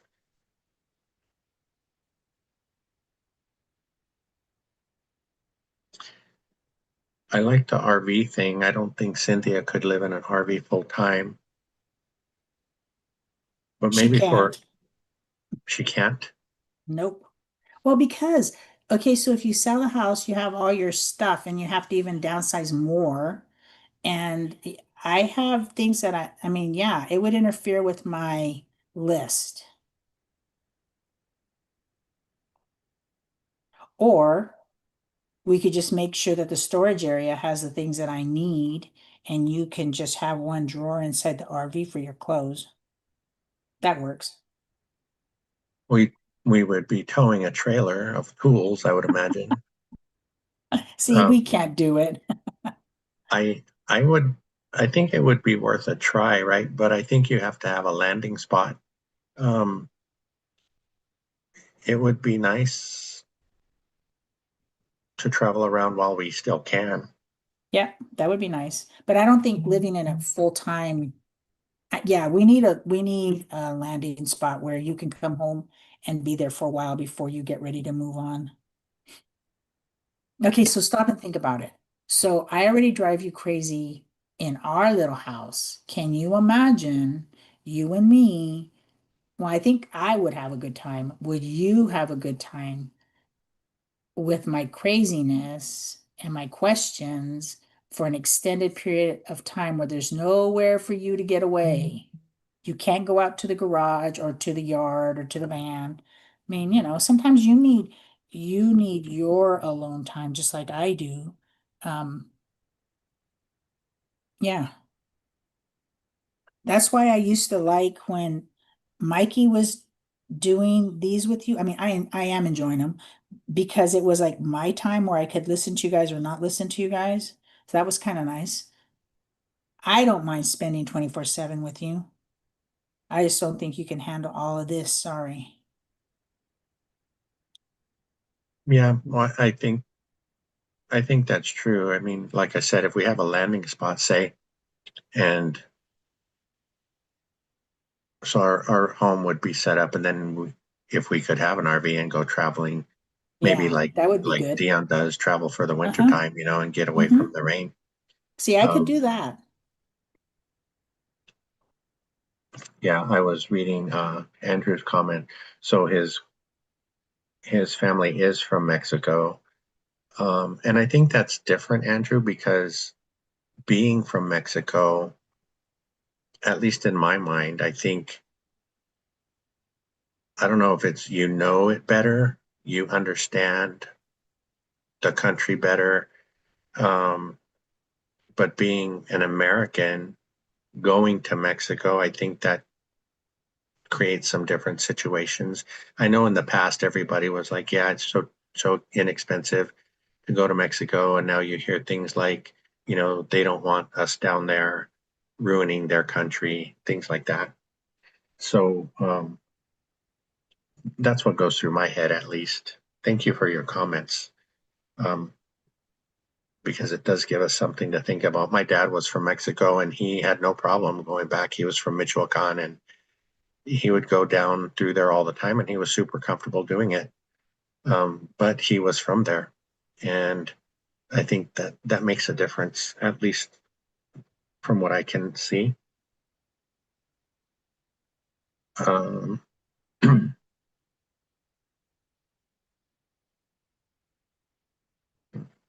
yeah, Jasek is talking about his dad and his garden and not wanting to leave it for someone else to care for it while he's gone. Um, and why can't you? Why is the Caribbean closed right now, Jim?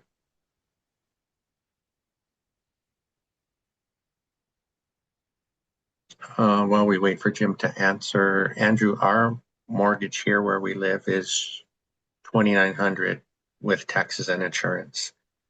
So you haven't been, I don't think you've been around to hear us talk about the fact that we're thinking of selling our home here in California and moving, taking our equity somewhere, hopefully to pay for something mostly cash, and then just need to come up with taxes and insurance. Um, because Social Security would barely cover our house payment as it sits today.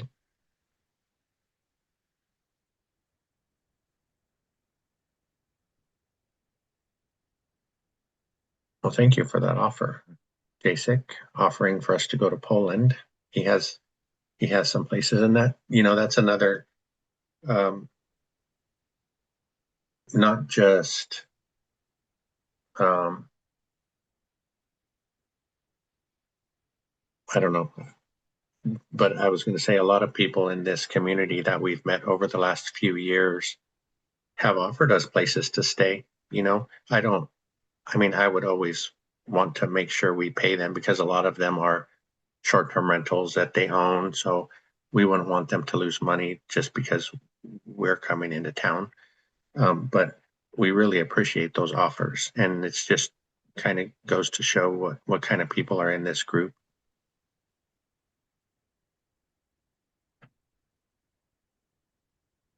Yeah, Lynn, we talked about downsizing, but when we talk about downsizing, I think right now our home is a two-bedroom, one bath. It's about 1,000 square feet. And we've often talked about having like a tiny house or something, but then we think it would be nice to have a second bedroom in case our son comes to visit, or if any of you come to visit. It'd be nice to have a second bedroom and bathroom that's kind of like a separate suite. But then you're back into a regular house. So I don't think we could downsize too much from what we're at right now.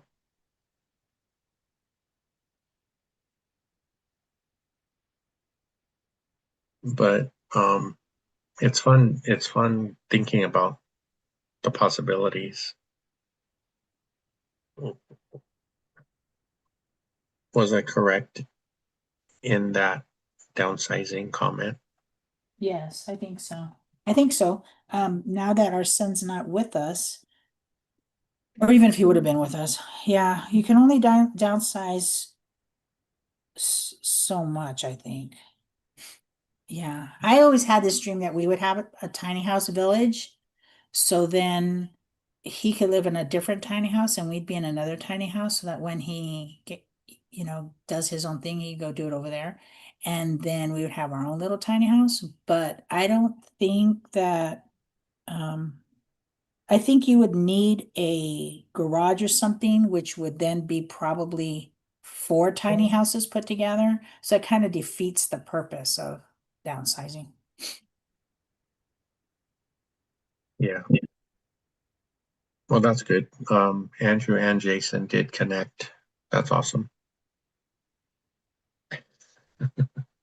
Yes, that Poland.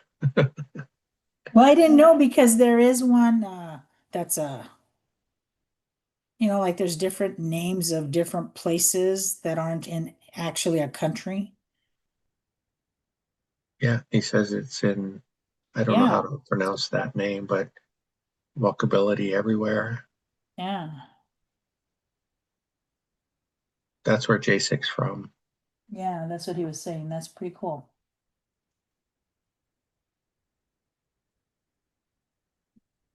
Yeah, Jim, we might have to become snowbirds. Ray says he can't RV full time, but he loves road trips.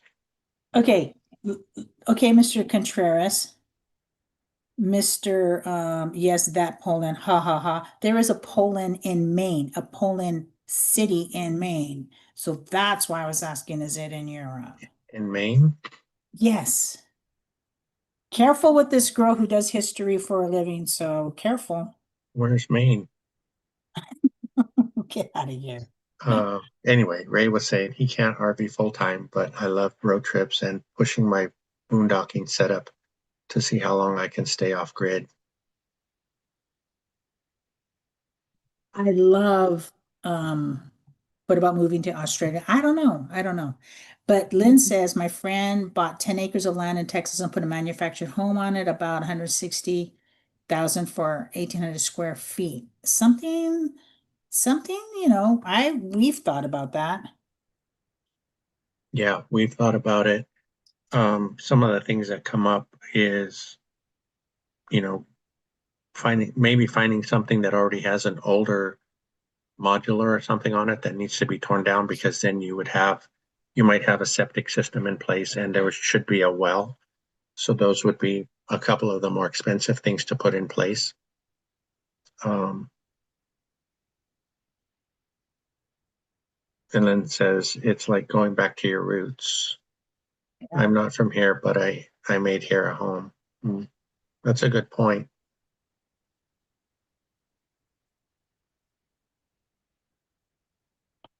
Sorry, I lost my place. Yeah, Frank Flavio says Mexicans love people from other countries because we're the ones that bring the money. Um,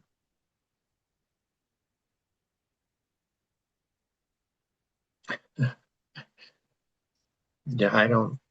Well, I hope you're not listening to those people then, because we need you here. Oh, I, because of the Venezuela conflict.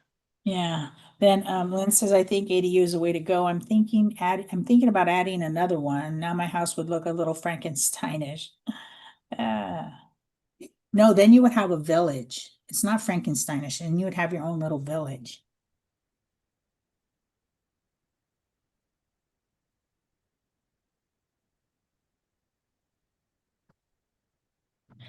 Andrew was asking how much we could rent our house out for, and that's come up in the group before. I think here it would be about 3,800, but I've said the reason I wouldn't want to rent our house out is because it's on a septic, and it's a pretty old septic, and tenants don't really care what they put down the drain.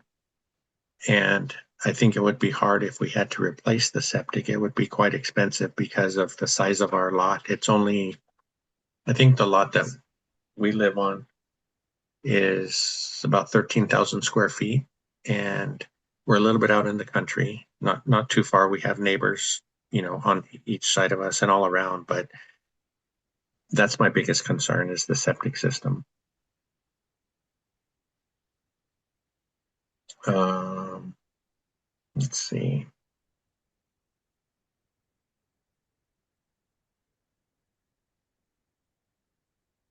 Jason, do you think you're going to stay here, or have you considered moving back?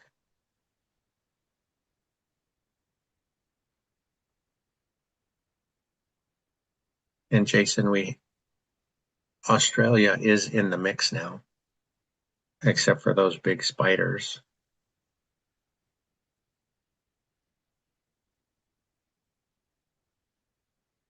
Oh, it was Violetta that bought the land, Len. Um, she's your cheese mate buddy, right? I was gonna reach out to you guys because I like the dynamic of when you two get together. It would be fun to get on a live with you guys if you would consider it, if she has availability too.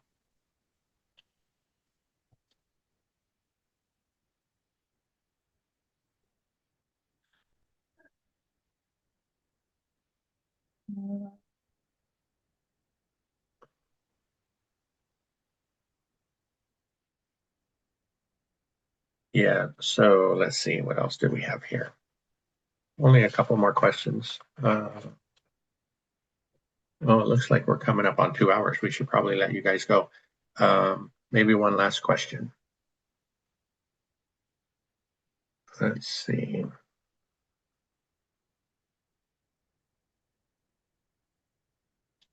Oh, great, Lynn. Thank you.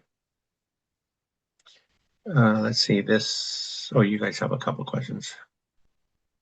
I think J6 says, I think when the time comes, I would be living in the different countries for a while, benefit of having dual citizenship.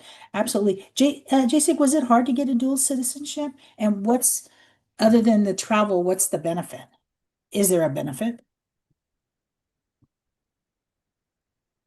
What do you think about Jim's comment? about you being in the doghouse?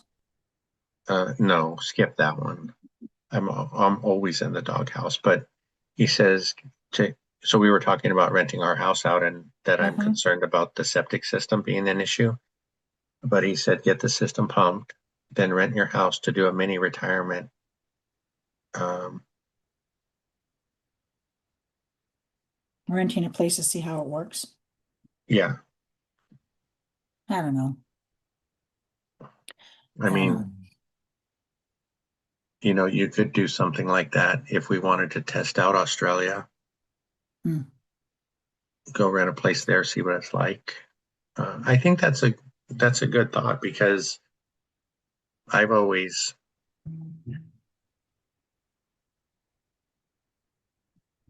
well, I hope this doesn't offend anybody, but I always think like if we move to a different state, what if they don't like brown people? And you can't pick your neighbors, right?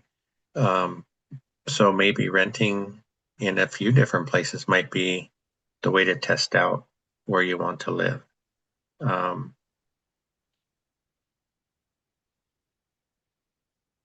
so we might have to give that some more thought, Jim.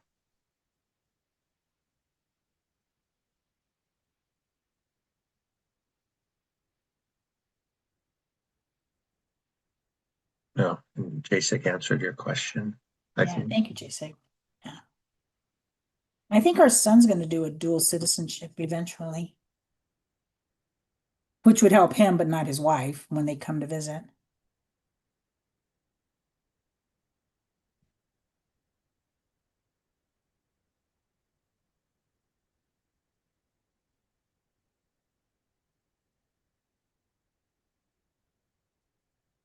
Okay, did you have one last question? I was just wondering. Lynn says she agrees. That's why she lives in LA. I wonder if that was to my comment. Yes, I did have one last question. It says, would you still do this together if you knew what you know now? And when I read that, my thought, so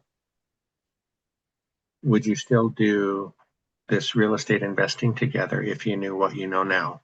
And my first thought was I would have leaned on you earlier in the journey and not try to carry everything on my own. Um, And we've talked about that, how basically I was trying to shield you from the stress, but it more than doubled the stress on my end. So for you, would you still do this together if you knew what you knew now? Okay, first, that has two different answers. The first one is not just real estate. We are a team, and whatever we do together. So whether it's real estate, whether it's whatever, whether it's real estate or starting a garden, we're going to do it together. We're a team. We've always been a team, and that's not going to change.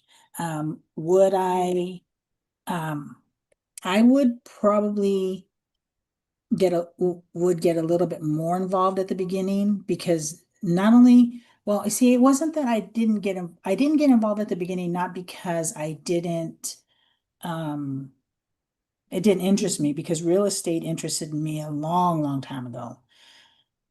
It was more, there was the time factor. I knew it was going to take a lot of time and I didn't have the time, so I was feeling pressured. So that's a different thing. But I think if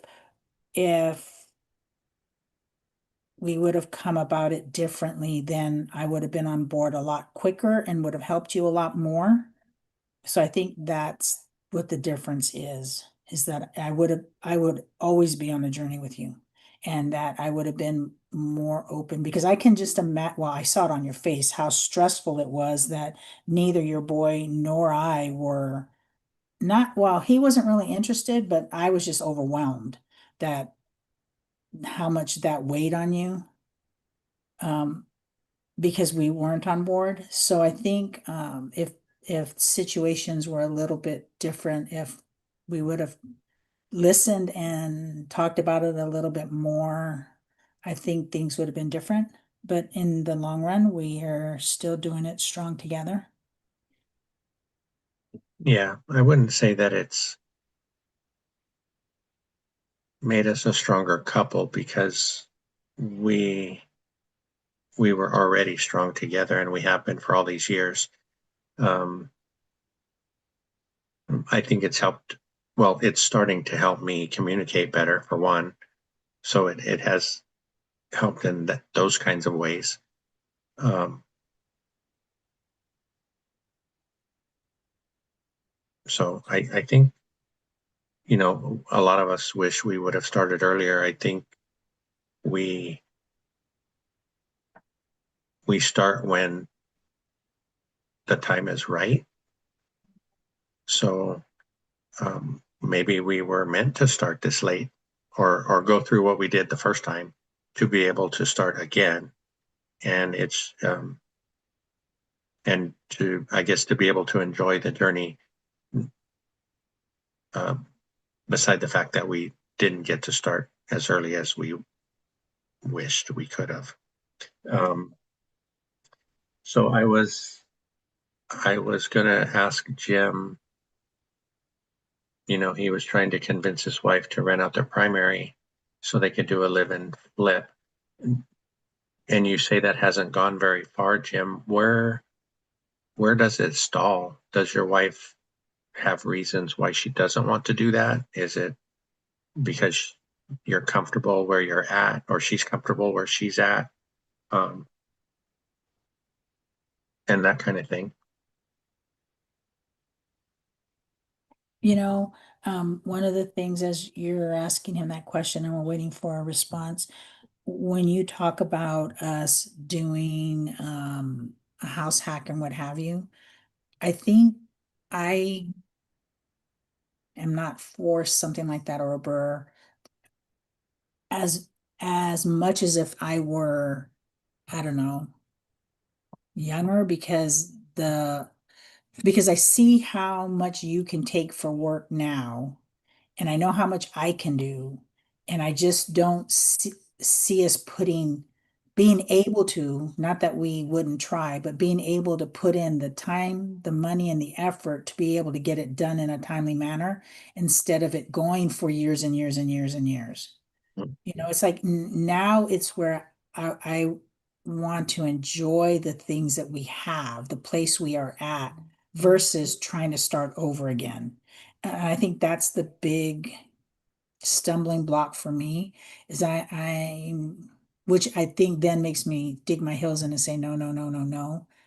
And I also take into consideration what I think you need in order to be happy and not get frustrated with neighbors and what have you. Because there were a couple of places that, because your aunt's coming with us, that had the duplexes where I would gladly go live there, but there was nothing for you. And that's not going to make you happy, which I can't have that. I need you to be happy wherever we are too.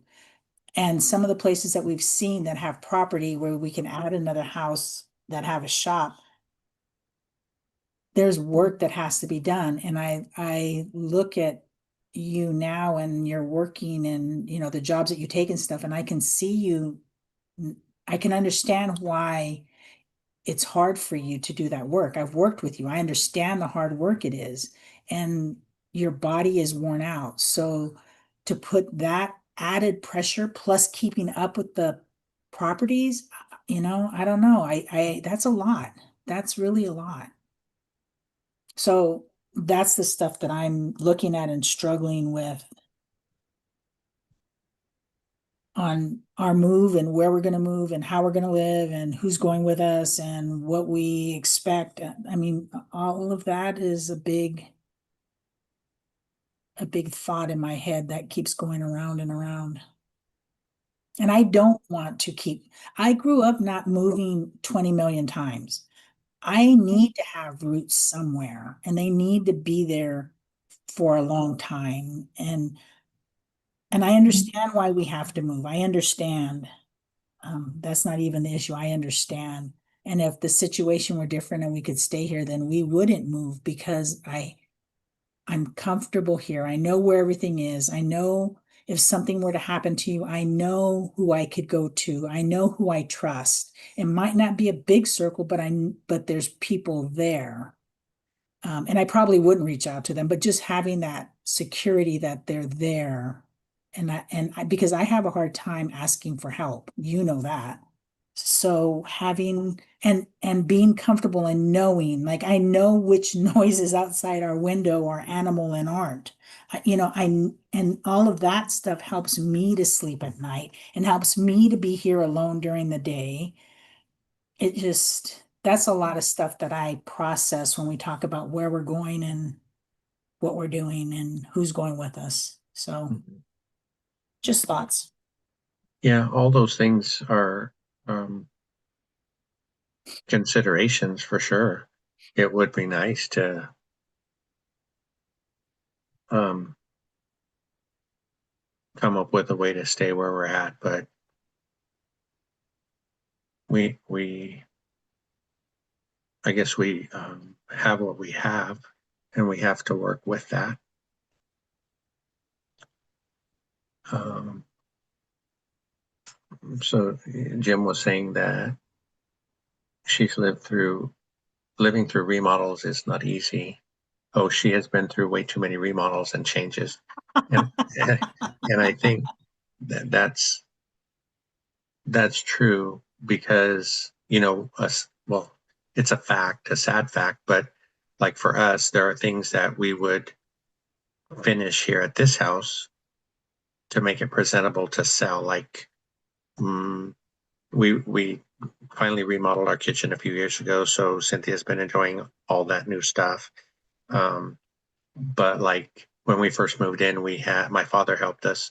We put in hardwood floors in the bedrooms, but there was laminate in the living room.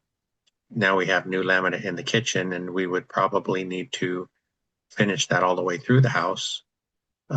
So, it's just like your car, right? You fix it up if you are going to sell it, but you live with all kinds of stuff while you own it. And the fact that it's a contractor's house doesn't help that. And Jim knows that. Um, um, And I and guess when we moved from Fremont, I mean, there was projects that we're doing in our house in Fremont. And to me, that was my dream house. It wasn't big, it was just a regular house, but I really liked it. And as you know, as things had to get fixed in order for us to move, once we were able to move, I didn't want to go back. And that was Mhm. hard. It was like, why does it have to be that way? And I understand why. But in my head, I keep thinking, why does it, no, in my emotions, not my head, because my head makes sense. My emotions say, why does it have to be that way? Why do you have to fix up things to enjoy them when you're going to move instead of while you were there? Mhm. And I think for like probably for Grumpy's wife, that's it. She's lived through so many remodels and what have you. This is her time to enjoy what she has and to be able to do maybe other things or whatever it is. And I understand his point of he sees dollar signs and how things can be better. But things aren't always better right away. It's like you have to go through that growth of making it better Mhm. before it's better. And it's like, how much time do you have to keep making things better before they're enough? I don't know. Too many thoughts. Yeah, well, it looks like unless you guys have any other questions in the comments, we've kept you long enough for today. Thank you, Lynn. I'm glad she does like me. At least that's what she says when we're here with you all. So, yeah, thanks everybody who jumped in today. And I forgot we did we did pick the winners for the t-shirts. Let me grab that list real quick.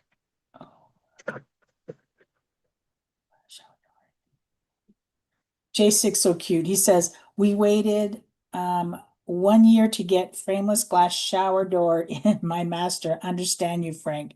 And I do understand. I understand. I mean, I understand. I do understand. But you have two emotions. You have your brain that's telling you, yeah, that makes sense. I understand why it takes so long. And then there's that emotional side that says, but why? Why in the world does it have to take so stinking long? So I understand.